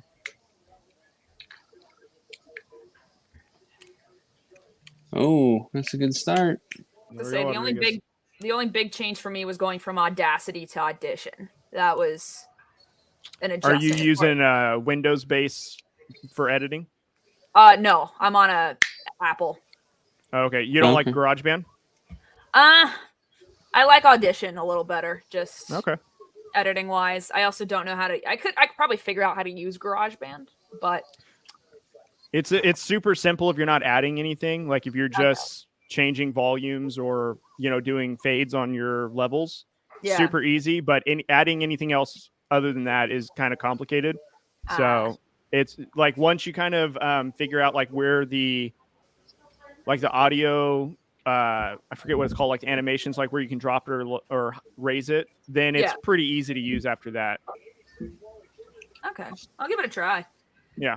I just know because I liked Audacity just because it was simple, but then I had to get a new computer and the new software Audacity didn't work with it, so I had to pick a new software. So. Yeah. Well, before I had my MacBook, I had an iPad, so GarageBand was super easy to edit on there if we were doing audio. Yeah. So it translates pretty well on the Mac, but I'm also like outside of doing just small audio changes, I don't do that much with it. So it's not like I'm making theme music or anything. So if you have a good microphone, you really don't have to do much, I find. Yeah. Very true. It's the ones with the shitty microphones when you have guests and they're using the fucking like Apple little microphone right there where you got. Well, I'm sorry. No. I don't have to edit this. So. Yeah. Well, I'm not. This is an hour and a half. It's just going straight on YouTube. So. Fuck it, we'll do it live. Yeah. Yeah. All right, Julio. Here we go, baby. What are we at? 13. J-Rod, he's had it so nice right now. Fuck yeah. All right, let's go. Dude, I love him, bro. He's literally he's quickly becoming he's easily my favorite non-Padre, but he's like low-key might actually become just my favorite player. Yeah. Well, if he wins you money, I would. He would be my favorite right, too. exactly. He looks so nice. Every Yeah, single swing looks so clean. He's just such a stud, bro. Like, come on, Julio. Keep fucking bombing shit. 441, let's go. We earned the bonus. You earned the bonus. Oh man. Yeah, Damn. I'm telling you, every single ball just explodes off the bat. I don't know. Like before the timeout, he kind of looked a little tired, and I was like, "Oh man, that's not good." But he's after that timeout, man, he's coming out and he's looking comfortable. He's creating the drama. That's all. Yeah.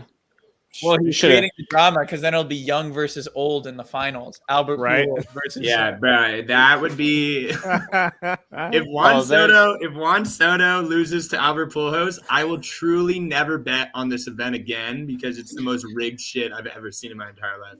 I already believe that was rigged a little bit. If Juan Soto loses to Albert Pujols in the year 2022, what do you think is the bigger payout? Pujols winning the whole thing or Rodriguez winning the whole thing? Pujols. Yeah. Pujols is like by double. Yeah. So J-Rod, I think it was plus 801. Pujols was like plus 792 or something like that. Or 1792. Sorry. Well, yeah. Yeah, I mean, that's a bet. There's no. I truly will never look at this event the same if he even makes it around past this. Like I already know it's a little fraudulent because there's no way that. I mean, Schwarber just dropped the ball so hard, dude. Like, I need J-Rod to hit like 10 more because I do not want 40 again. Well, he already beat Pujols. Pujols only had 20, and that was an additional swing off.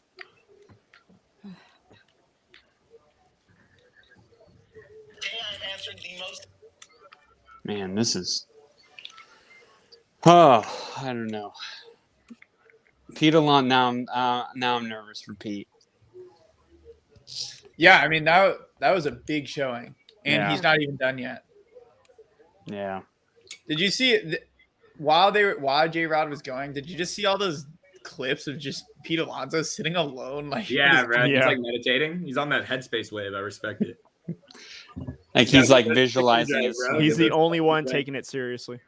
By the way, the guy who's thrown for Julio Rodriguez, that ponytail, absolutely epic. That is such an epic ponytail. I could never pull that stuff off. That is a guy who has a ton of confidence in himself. Oh, yeah. You pull off a ponytail, I mean, you're set for life with the ego. Attaboy, Julio. Get out, ball. Oh. God, he's a fucking beast, dude.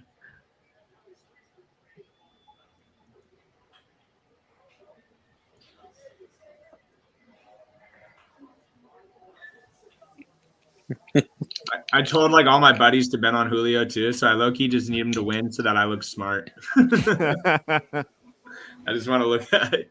I'm usually bad at betting, so this could be a nice little change. Man, his swing is so nice. No, he's just so good at baseball. like, dude, it's I don't so, get like, where does he get all of his power? He's not. I mean, his launch angle. Yeah, he's sneaky jacked. He's also tall too. He's like, I don't know, man. He's gonna be such a beast. And he's only gonna get better because he's still really 21. Young. He's not even in his prime. Yeah, 21. It's crazy, bro. They say, yeah, and it's funny because he's literally half the age of Albert Pujols, which is just insane. 31 home runs, man. 31? My God. Come on. Wow. No, I don't need any Pete Alonso sketchiness right here. I'll tip my cap to Big Meat Pete if he can come through here, but I don't believe he's going to. Big Meat Pete. That's his nickname. Big Meat Pete. When? Pete. I saw this guy on Twitter with a jersey that said Big Meat Pete. So ever since that, I just started calling him Big Meat Pete.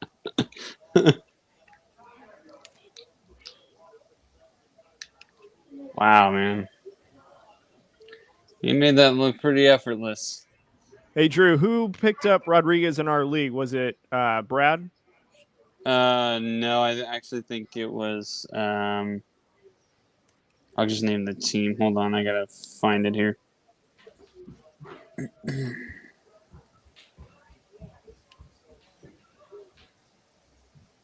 Yeah. If this doesn't show that it's rigged, the MLB just tweeted out Albert Pujols and they gotta pump up their guy. They gotta pump him up.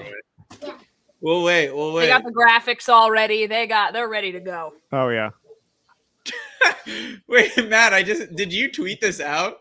Oh, him doing meditate after a bender. I've been tweeting a little bit too.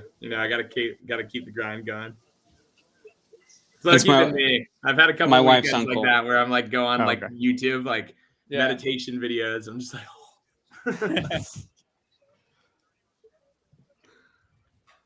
oh, Cody. While I have you on, what player do you want? What player do you want to drop? Yeah, you're up next. Oh, I'm finally ready to pick. Think of it. God. Yeah. Sorry, I'm gonna have to start giving people time limits. Does anybody else play fantasy baseball? I do. I need to start getting back into it a little bit though. I haven't been checking my roster as much as I should. This year's the first league we've went back to head because I think the last 2 or 3 years we did a rotisserie league. Mm-hmm. You want to talk about the most complicated thing to set your lineup for? That thing is damn near impossible. No, I was thriving in that, but it's of course the guy that set the league. Why would you not? Yeah, I mean, whatever. I'm just really good, but that's cool. It's whatever. You don't have to give me my props. It's fine, Cody. Yeah, we almost had a Tommy Pham situation this year too. Yeah. I mean, there's still a possibility it could happen. That's true. I literally haven't seen him outside of his house. Nice. Let's go. Wow, only 6 and he's halfway done. Shit. Yeah, but he's got the bonus. He's got the bonus. So he's got so. All right. Give me a J-Rod Soto. Give me a J-Rod Soto final, man. I'd feel. We all know it's gonna be Albert. I finally feel smart. It's gonna be Albert and Pete, man. Sorry.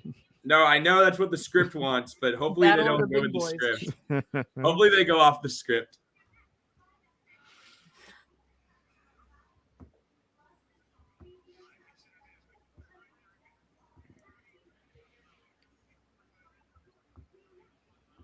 Pete found his groove. Oh, your commercial must have ended. Yeah, you're quick, bro. Yeah, I think I'm way ahead of you guys. That's that good cable right there he's got. J-Rod's winning this thing. I'm telling you, man. My bet that I put down earlier today, love that. I know you did the same thing, Matt, but I got Soto. I got Soto versus J-Rod. I mean, if Pete beats him, I'll give Mr. Polar Bear his credit, but I think secretly, Clark, you bet on Albert Pujols, and then we're just like completely shitting on Albert Pujols, so that way no one else would make that bet. No, I would never do such a thing. I never would. I just love the fact that people are like coming back to the video we made. We're like, oh, see, he made it out of the first round. I'm like, well, that's supposed to impress me. Like, okay, congrats. I mean, it kind of impressed me. I mean, I'm more disappointed in the fact that Kyle Schwarber managed to let that happen than I am like, oh wow, he got through it. But good for him. I'm stoked to see him in this next round now. Let's see how it goes. I still think it's a bummer that he's in it because whatever, but it looks like it'll be fun. It'll be J-Rod versus Soto, I'm hoping. You guys saw that shot. You guys saw that shot of all the cars? All the cars? LA is still jam-packed on the freeway, and there's like millions of events going on. That's crazy. Yeah, I mean, it's 7. Still going to be jam-packed. Oh, over the 10, just a mile away. It's probably just jam-packed right now. Oh, my Ethan, God. do you have to commute when you go to school? Yeah, I teach in South Central LA. So I travel from Santa Monica on the 10. Damn. What's your commute looking like? How long? It's like 25 minutes in the morning, 30 minutes on the way home. Okay. It's not too bad. Yeah. I restart on August 1st, which is going to be a bummer, but that's okay. It went by quick, it seems like, huh? Yeah. Way too quick. I mean, we're technically a year-round school. I have 3 weeks off in the winter, and then we have like a bunch of random breaks throughout. So it's only 6 weeks of summer, technically. I just can't wait till my kids go back to school. So.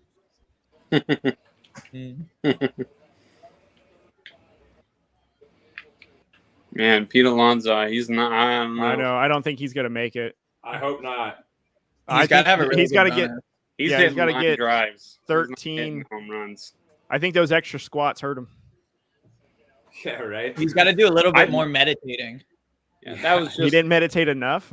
I don't think he did. Guy had like 30 minutes of off time. That was just a huge this flex. is more of a thing for Matt and Clark. What do you guys think Padres Twitter is going to have to say about the picture of him meditating?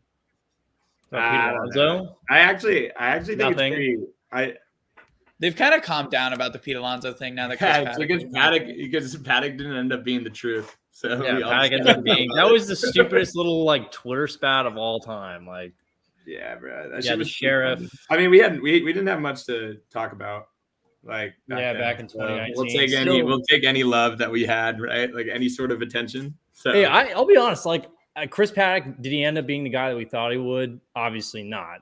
But I respect anyone who's kind of got that caricature to him. Yeah, bro. I say that all the time too. Like, I think the Padres low-key screwed him a little bit with the whole sheriff gimmick. Like, if they didn't give him that gimmick and like went all the way in on that, I feel like he wouldn't have been as much of a target as he was when he started not doing as well. You know, like exactly. Like they were selling like after he had 3 good starts as a rookie, and they start selling these big ass cowboy hats at every game. I'm like, let's calm the brakes down a little bit. Yeah, bro. just chill out a little bit. Yeah, and then right. Just like anything in any sport, right when you get like, it's all about the rise, right? Once you become a star, everybody tries to bring you down, right? Yeah. Chris Paddock wasn't an all-star or anything like that, but like right when he got to that point where he like actually became kind of a thing, all people were looking to do is bring him down.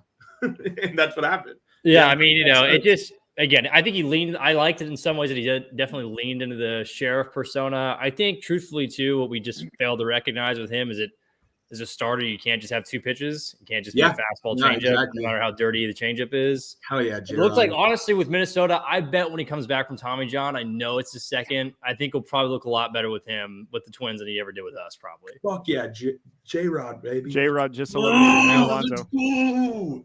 I know. I regret not putting more on J-Rod now. Dude, let's go, man. That's huge. Yeah, Pete. Well, Annie, we're out of it, so. Yeah. Cody, I'm not gonna lie. I would not be surprised if Soto loses to win it. Yeah. Oh.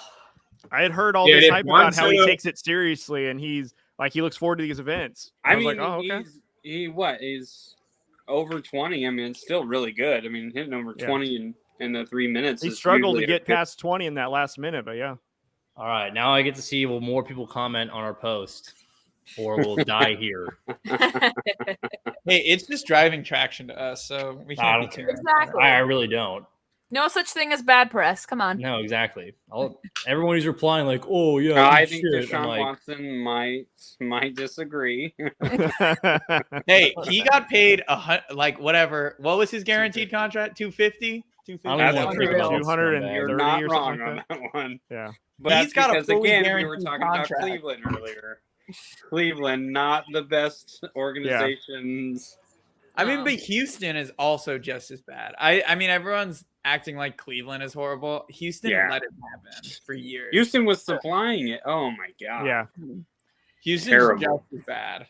And Houston benefited by getting 3 first-round picks out of it. So yeah, I don't think they should be as not talked about it. So well, you know, I thought it was with the Texans stuff at least. Like the Texans originally reported that they had like no knowledge of it, but then Mina Kimes yesterday tweeted out that apparently, according to a court reporting that they'd done, that after finding out about it way back, they had he showed up the next day after some of the stuff came out and signed an NDA with the Texans. So like clearly they knew what was going on. It's just total sleazebag work. Oh yeah, I've always been in the position. NFL knew exactly what was going on. The fact that they don't know is almost more unbelievable than them like, oh, we had no idea. We'll have to do an investigation. No, I'm pretty certain that everybody in the NFL and the higher ups knew what was going on, especially when Deshaun was about to get signed by Cleveland or Atlanta or whatever, you can't tell me that NFL higher ups didn't know what was going on. So no, it's a all around very disgusting and awful situation. Yeah. So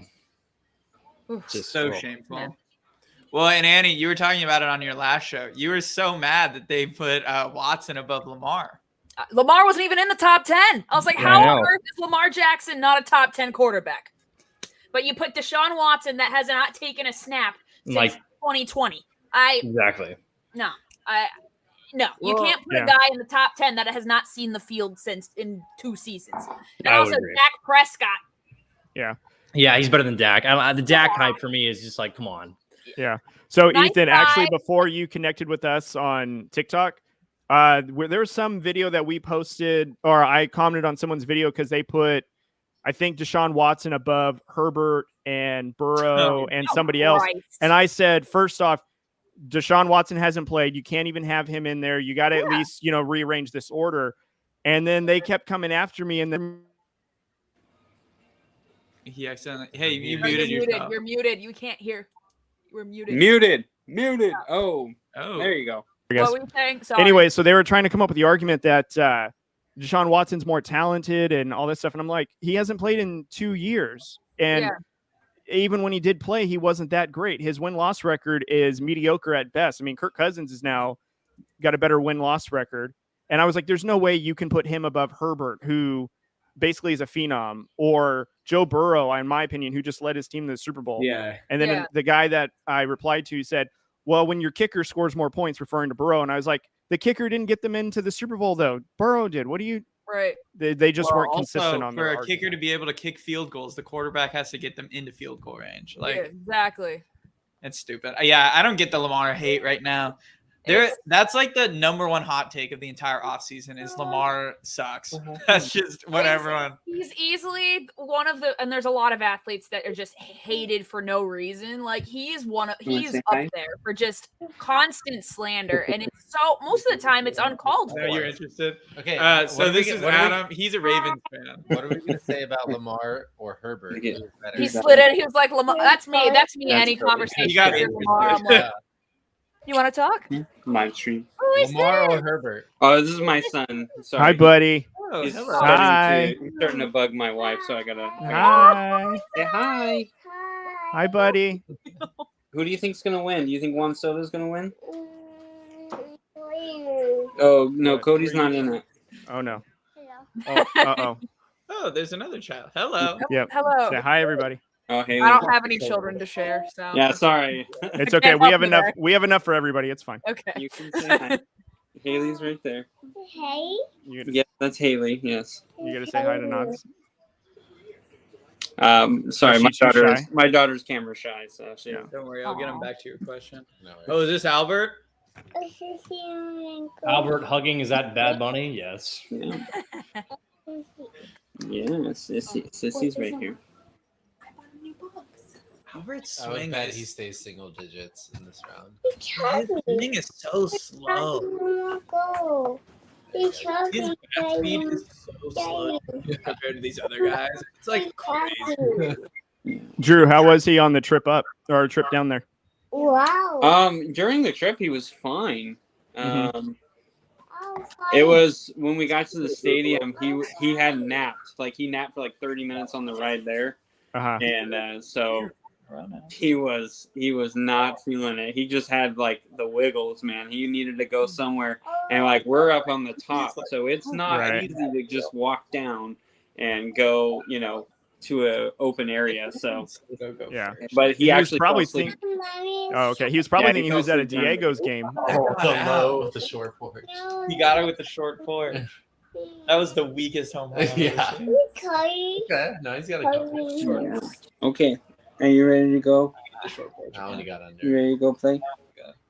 No. No, you want to stay here? Okay. Wow. Man, he needs so much muscle. Is this a public key? Yeah, Adam asked, what do you guys think of the Herbert? Do you think Herbert's better? Or do you think Lamar's better? Awesome. in terms of what? What are we talking about? Yeah. Just Are we overall? talking like talent Who would you or? rather have on your team if you had Just take him to the Super Bowl.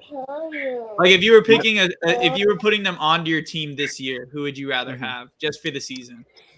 Well, for me, I'd probably say Herbert. I think I like Herbert's arm talent a little bit more. And yes, Lamar has the mobility, but I don't know, man. Herbert is somebody that obviously, as you can tell, he really does a good job at that offense. But I think I would prefer Herbert. But I mean, either one's really good for the team. So it just depends on what you're looking for. I mean, Lamar is so good. I was gonna say you're not gonna get a bad quarterback either way. It just, Lamar is my favorite non-Charger. Really? Lamar Jackson. Yeah. The thing that I love about Lamar is just the amount of. I mean, we talked about it on your show, but just the offensive opportunities he creates with what he's given. Which, granted, throughout his career, really hasn't been all that much compared to the other guys he's constantly compared to. I mean, he's leading the most injured team in football before week 1 to 8-4. I'm like. Taking them past the Kansas City Chiefs, nonetheless. I was like, I think it's a shame that the Ravens aren't giving him more help. You know, they're not doing nothing to give him a wide receiver. I mean, Bateman, sure, but they're banking on Rashad Bateman being the guy. I mean, he better be like a Megatron with what they're doing to Lamar. I mean, Mark Andrews is really good. But I mean, but he needs like a third guy or at least a second legitimate wide receiver that he can rely on. And I mean, Bateman, he had some flashes, and Andrews is good, but it's still going to get Lamar hurt because if those two guys, there's nothing there, he's just going to use his legs. And he, went through an injury bug last year. And I think they're also really hoping J.K. Dobbins takes a huge step in the passing game. Yeah. Well, he's coming back from injury, so they're really hoping for him. That backfield was all, Yeah. No Gus Edwards, no J.K. Dobbins. I know, I saw that. Latavius Murray was like your number one guy. I mean, that's not a great sign. Le'Veon Bell, Devonta Freeman, and Latavius Murray. Yeah, it's not a great backfield. No. Man, Pujols looks like he's hurting his back on every swing. It's a pretty impressive round, though. Still, yeah. He's got 11 right now. Did he get the bonus yet? No, which is good. On the last one. How many do you need for the bonus? 2. You need 2 over 440-foot home runs, which unfortunately for Albert isn't necessarily in his at the moment. Yeah, everyone was chirping me about my wall. Like the comments we got are like, "Oh, you said wall scrapers." Well, they pretty much have been. There's been a number of wall scrapers. He's left a lot short. Yeah. Well, one of them was a total like in that just a very right in the left field corner right there. Barely got it. He looked like he hurt his back on every swing. Are we going to see him on the 10-day IL when the regular season returns? Oh, you're right. They're totally hitting him with the massage gun. That's so fun. He did get the 30. I just love all the people that are now returning to the video being like, take. You guys are dumb. Oh, they had that put in their favor. Oh, yeah. They were ready. Yeah, they set a reminder to come back. They were thinking about you two all throughout this whole month. They were definitely thinking. Yeah, you guys were living rent-free in a lot of people's heads. Rent-free. Yeah. Well, because we also lived rent-free over the Yadier Molina thing. Yeah. And so now we're just double living in their head. Yeah. I'm fine with it. I'm not a big fan of Cardinals, man. So exactly. Yeah, they rub me the wrong way, but that's for other reasons. But he doesn't. All right, guys, I gotta sign off, unfortunately, but this has been real. Yes, thanks for coming on. It was a blast. An honor. Thank you for having me. Of course. Thanks for joining us. We appreciate it. We'll have to get you on our show, Annie, because I listened to your episode with Clark and Ethan, and we'll have to get you on ours, and we'll talk a little Dodgers and talk a little hockey. Anytime. All right. You know how to get a hold of me. Can't wait. Good. Cool. All right. Have a good night, guys. Appreciate it, Annie. Everybody. Sorry, I had to hijack it for our show. I'm sorry. I'm bad. That's okay. Well, Drew, I don't know if you know this, but we are streaming on our channel. So yeah. In our generation, one of the best hitters, future Hall of Famer, first ballot. If Soto doesn't beat that, rip. Soto has to beat that. 20 years. Just rip.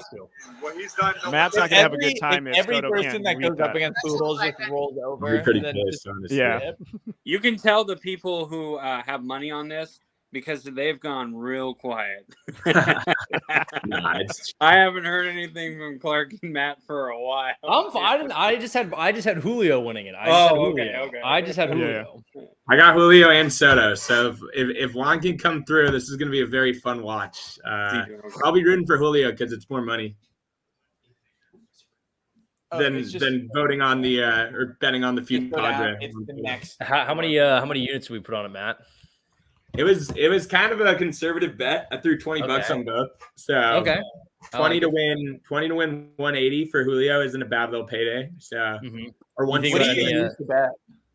I just have a bookie. Oh, I don't know if I'm supposed to say that, but we're not the MLB pal, so you can say whatever you want. Yeah, they catch us. They're like, oh no. But yeah, my buddy from college just hooks it. The homie. Yeah. I won't say what college just in case the feds are watching. No, I'm just kidding. But it's I got what was it? You guys you got looked at any of the lines and stuff for the All-Star game itself? I haven't yet, but I'm looking. The number I'm looking at is they got 8 is the over under. I think I'm slamming that under. I think. Really? For the total score? For the total runs scored under 8 runs. There's only been 3 games since 2006 that have scored more than 8 runs. That's actually really good. I did not know that. I don't know. I just feel like. And everyone's look how many guys are missing. There's gonna be so many offensive guys that are out. Yeah, that's true. That's true. I feel like the All-Star game is kind of tailored towards pitchers, isn't it? It is always. It's just like I don't know. Like when you look at them, I mean, I know this is the wrong way to look at it, but you look at the middle of the field in pitching, it's not really good. But the best of the best, they're doing phenomenally. And Clark, to your credit, like you said, a lot of these hitters are everyone. Soto has started off really bad. Yeah, he's don't spoil it, bro. Stop. You're like minutes ahead of everybody, man. Just relax. He's sweating bullets. Don't make him more nervous than he already is. Oh man, I feel like seriously, this is rigged if Pujols moves on. Dude, come on now. What is this pitcher? His pitcher is not helping. Oh my god, dude. Well, if you saw, they showed him like in batting practice and like in the cage on the inside, and it looked like Soto was like trying to be like, "Hey, throw right here," and he put the bat right there, and he had to like throw it to hit the bat, and it took a couple of times. So, this picture is not great. Just go up and in on him. You got to go up and in towards the top of the zone. It's actually rigged, bro. Are you fucking kidding me? He's got 4. Oh, why do you keep going the other way? Oh, no. Oh. All right, you guys are ahead of me. I might drop out. Or at least put it on mute. I'm not giving out any numbers. I'm going to mute myself during it because I'll say stuff and I don't want to give it away. Yeah, Ethan just flaps his gum at all times, so... Well, I'm going to talk about it, but I'm like way ahead of you. Yeah, well, keep it down. You're like 5 minutes ahead of everyone. I know. That's how it is on NFL Sundays. Like when I'm at games, I like text stuff that's happening and people are on like Reddit streams. And then like I know when people stored like 5 minutes early. This is sad. This the All-Star, the home run derby actually ended on Ethan's side. He's just waiting for us to see the results. Yeah, I'm not quite there yet, but that'd be fun. Oh man, come on! I just don't want to deal with the repercussions of what happens if he doesn't. You know what? You know what's great about a show, Clark, is you don't have to go back at them. You can just go on your episode and you can still talk your talk, man. You don't have to go back at nobody. I know, but I would feel so much better if I didn't have to, like, oh, that's true. Wow, yes. Well, I was wrong. Well, I got to go off Twitter, Instagram, Facebook for a week. There's no way that even if he advances that he beats J-Rod. J-Rod not the way that J-Rod was hitting. There's no way. J-Rod wants it so bad. Dog. I feel like this would be a bigger win for the Mariners than their win streak right now. Their win streak is really nice. Who do you guys think win streak is more impressive, the Orioles or the Mariners? Well, the Mariners is longer now, so. Yeah. I mean, yeah, Mariners is probably the right answer because, like what Clark said, it's longer. But I would go with the Orioles because, I mean, they weren't supposed to be any type of competitive. Oh, here, I could ask you this question. So we were originally going to do start, bench, cut on our last episode, but we didn't get to it. We ran out of time. So I'll ask this question because I had one. So for you guys, start, bench, cut. The Orioles, the Mariners, or the Blue Jays? Oh, man. Who's going their futures? What? Of like their future, what they're gonna do? Yeah, like for the rest of the season, which team would you rather have going through the rest of the season? Because the Blue Jays started off really hot, kind of fell down to the earth, and the other two teams have like exploded over the last like 3 weeks. All right, I'm not as worried now. I might start. I would still start the Blue Jays. I think that team is still talented. He's got to hit 3 in these last 30 seconds. Matt over there's really into it, man. He has a minute bonus. He has a minute? Okay. So he's got to hit 3 in a minute. Yeah. Well, he's really got to hit 4. No, Matt's about to come unglued right now, he's got guys. 13. Oh, you're right. You're right. Come on, Juan. I don't want to. Okay, so Ethan, to answer your start bench cuts, I think I would start Blue Jays. I'd probably bench Mariners, and I'd cut Orioles. Yeah, same. That makes sense. Yeah, that was we're actually posting a deleted one on TikTok pretty much after this is done. I got a couple of say start Mariners, but yeah, I just think I mean, you look at the talent that the Blue Jays have, they're probably the better bet. I think they're too good to be wasted. Matt, how we feeling? How we feeling down there, Matt? How we feeling? 1 to 10. Level of confidence. Not great considering he's not saying anything. Yeah, he's real quiet. Matt, would you like me to break your nerves if I know? Stop, Ethan. Really? Stop saying things. No, I kind of want it. Just let Matt be. Hold on. Oh, what's this? There we go. There we go. Oh, you're putting him big now? That's messed up.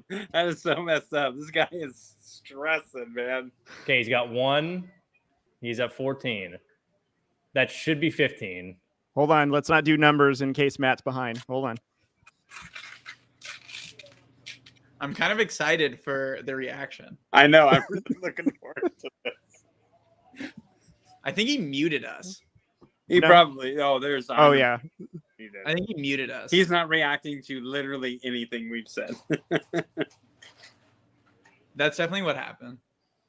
We're just watching his facial expressions. So now he's clicking on mute.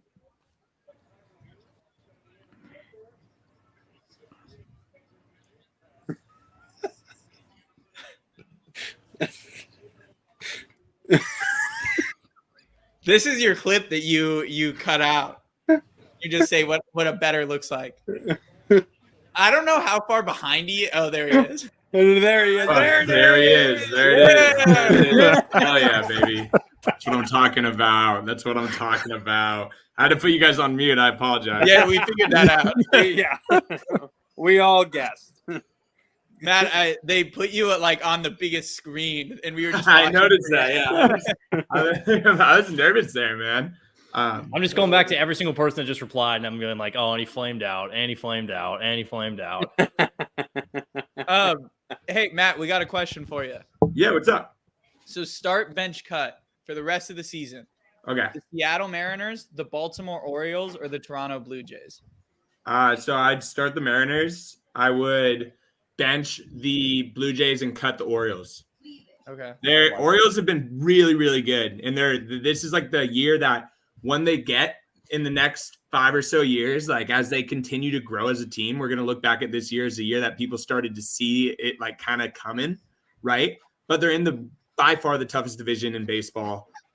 They still have their minors, like Gunnar Henderson's in the minors, Grayson Rodriguez. They still have a ton of talent in the minors. They're not going to bring them up this year. So like this year is kind of a growing year for them, but they're playing super good. The Blue Jays bench, they got to pick it up, but they still have the talent to low key make a run. They're better than the Orioles, even though the Orioles are hot right now. And the Mariners are actually been the best team in baseball over the last month, and their pitching's been awesome. Like every aspect of the game has been great.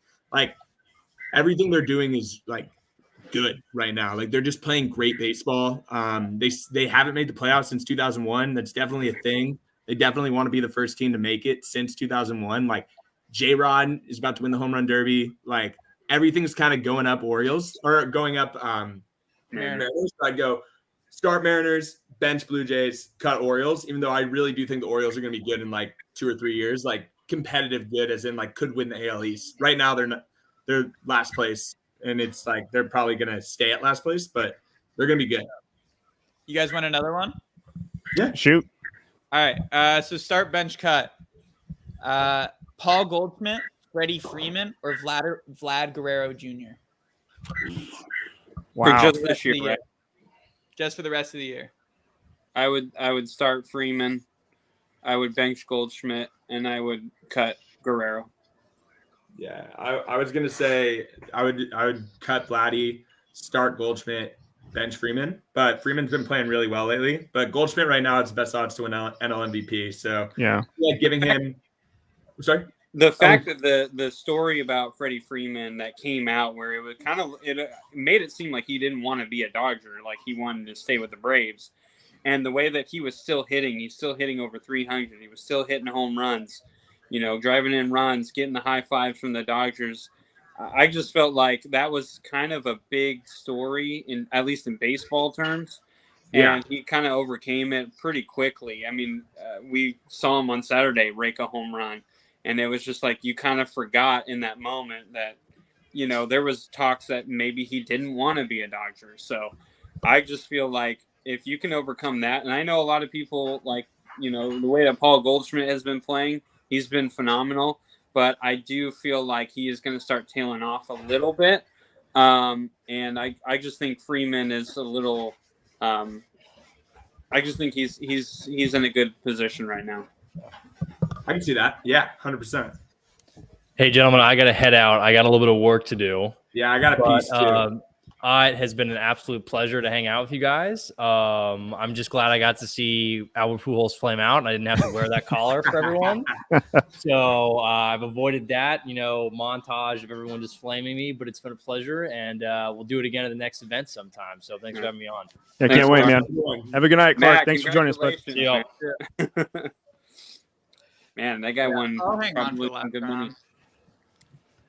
This has gone way longer than I thought it would. It was supposed to only go to 7. They really stretched this out. This is what I'm saying. This is what I was talking about in the beginning. Like, I feel like it goes a little too long.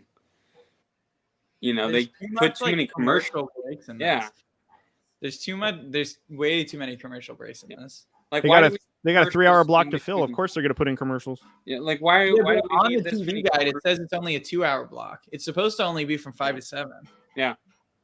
Yeah. Why do we need all this commercial between? Like the other guy hasn't hit yet, so why do we need a commercial before he hits? Why not just let him hit and then give him a little bit of a break and then go to the next group? Like I don't know. It just is weird. But advertisements. Got to get money somehow. So. Mm-hmm.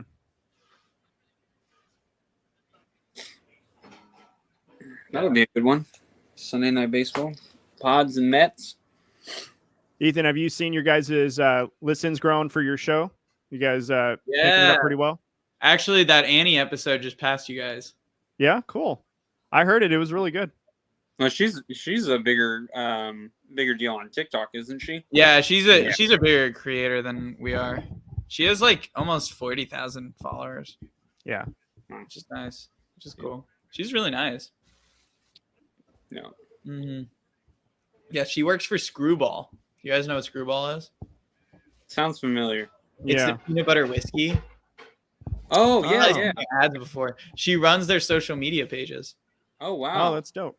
Jeez. Mm-hmm. Yeah, she's pretty cool. Yeah, and then Matt, he's also bigger than us. Matt's really nice. Yeah, he's super cool, dude.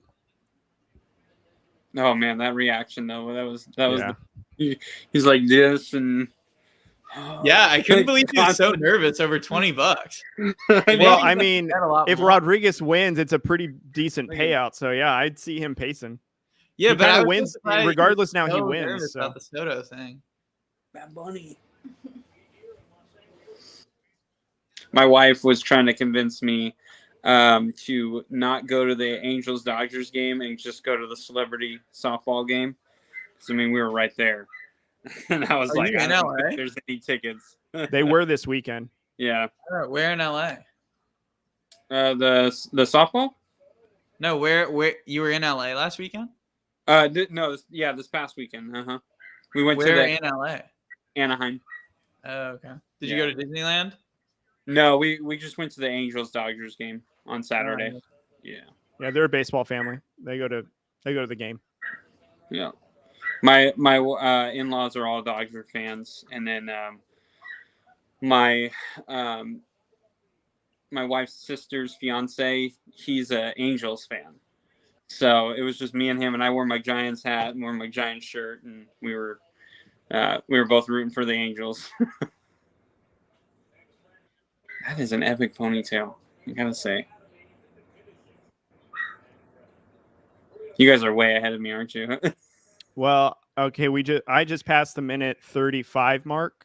Yeah, I haven't seen it. I'm not that much further ahead of you than. Okay, well, because I can look over at my TV, because I look over at my TV, and I can clearly see that there's like 30-second difference. So, because I have Xfinity as the provider, but it's easier to just stream it on my phone. And it's like 30 seconds behind right now. That guy who's throwing for Julio Rodriguez, that guy is ripped. My God. Yeah, this thing's a little too long, but that's okay.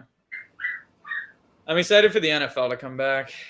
Yeah, same. Yeah. I actually have you guys seen NFL Mike? Do you know who that guy is? Yeah. He actually just followed us the other day. And so I'm meeting him at Chargers training camp next Wednesday. Oh, that's cool. My company just actually is they just became somewhat partners with them, like kind of an entry-level partnership with them. So my boss, who's a huge Charger fan, she's excited about it. So that's cool. Yeah. Yeah. So I'm going to be down in Costa Mesa on next Wednesday. So I'm going to meet him and then this other guy, Jay Bolted. Oh, yeah. That's cool.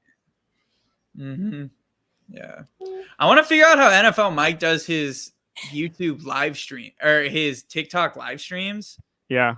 He somehow does these like guess the NFL player and he has like this elaborate thing up and I don't know how to do it.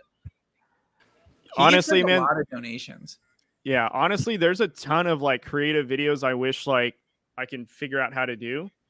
Because, man, they're so eye-catching. It's mesmerizing. Yeah, my For You page is all screwed up now. Yeah. It's like so thrash. In the beginning is how Clark and I got a lot of traction. In the beginning is we used to just like comment on everyone's videos and they like find us. Yeah. But now my For You page is all like content creator tips of like keep your video short. This is a new trend. And it's like, okay, I'm not going to use this. I have to use that for my personal one because if I forget that I'm on our podcast one, then I'll really mess up the algorithm. So yeah, I have to always be mindful of like which one I'm on.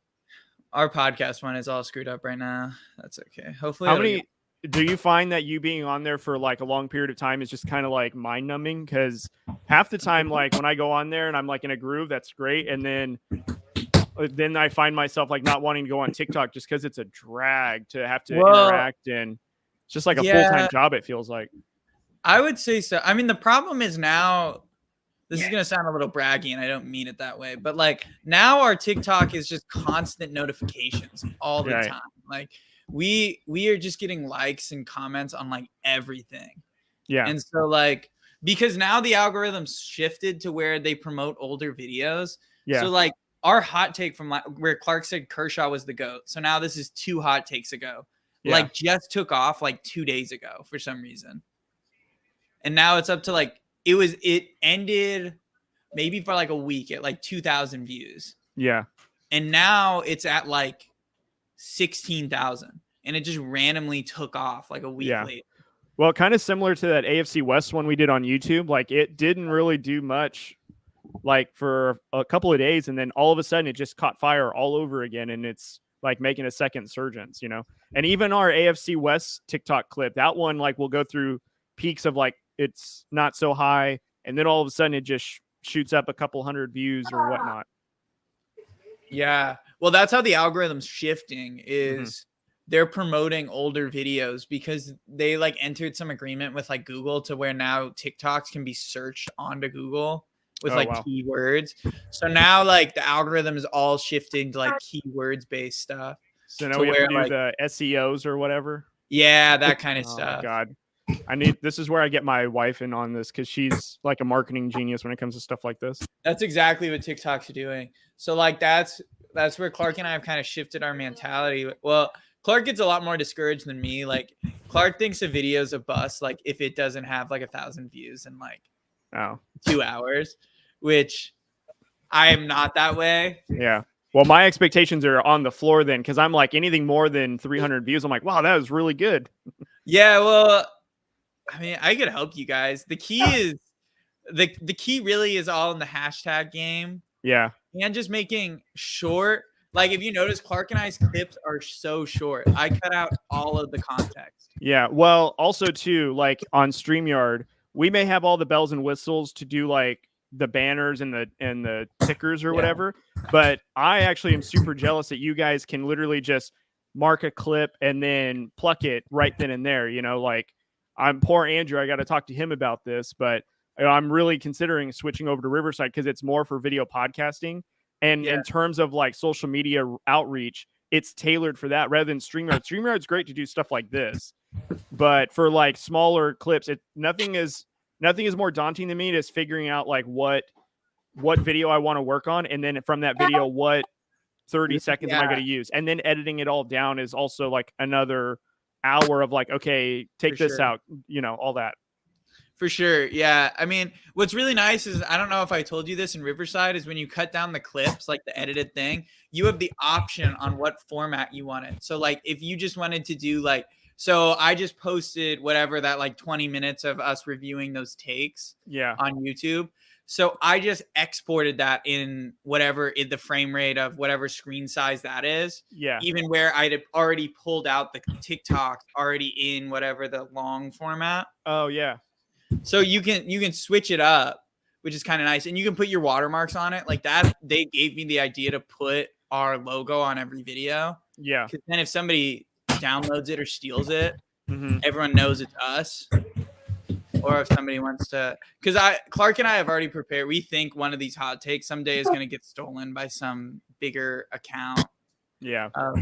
Something that's going to happen. Because Clark and I are so controversial about everything that at some point this stuff is just going to get ripped. And it's contagious too, because Drew had somewhat of his version of a hot take, I think a couple of weeks ago, our most recent video about some Lakers. Yeah. Well, that's what I'm saying is if you guys want to steal any of our stuff, Clark and I really don't care. Like we're like, I think of the ideas and then some of it works, some of it doesn't. Like that dating show thing, we're going to continue doing that, but that video just crashed and burned on all of our socials. So like, you mean didn't do very well?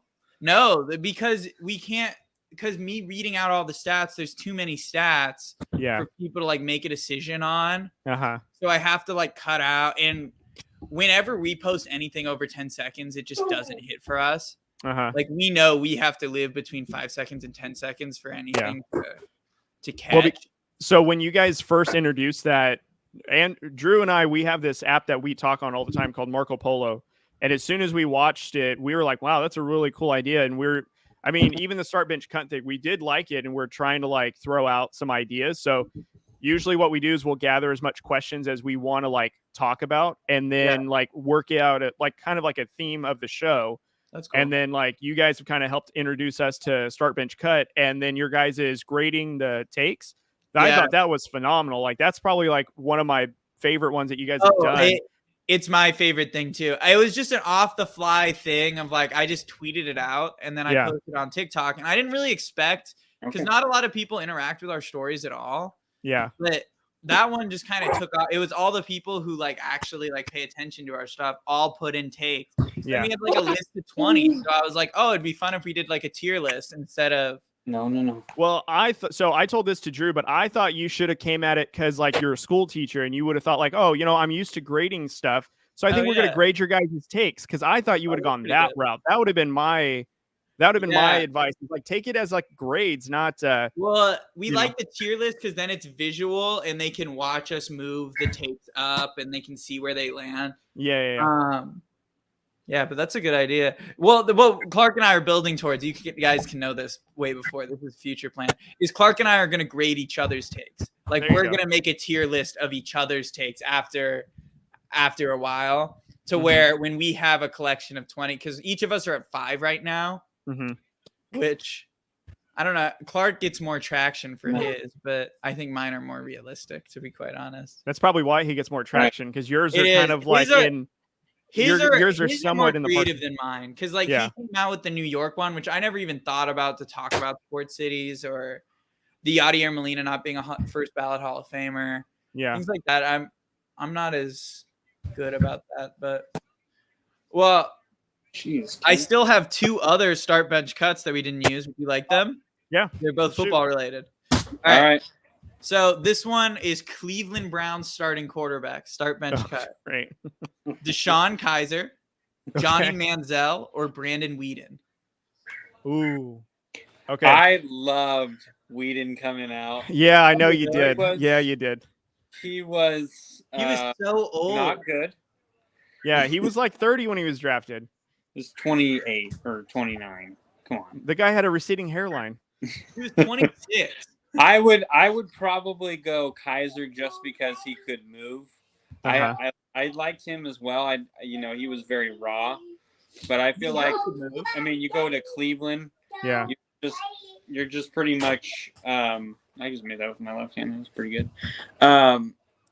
You're pretty much screwed. If you get a raw quarterback in Cleveland, they're not really going to do much. Manziel, I knew was not going to make it in the NFL right away, so he would be my absolute cut. So I'd probably bench Weeden. All right, you guys want another one? Yeah. All right, I got one more, and then the last one I won't say because we're actually posting it on TikTok soon. Jimmy G, Baker Mayfield, or Daniel Jones? Oh, this is easy. Okay, so Jimmy G, Baker Mayfield, or give me that third one. Daniel Jones. Okay, cutting Daniel Jones right off the bat. Not even no hesitation. I'm benching Baker and I'm starting Jimmy. Oh, okay. Yeah.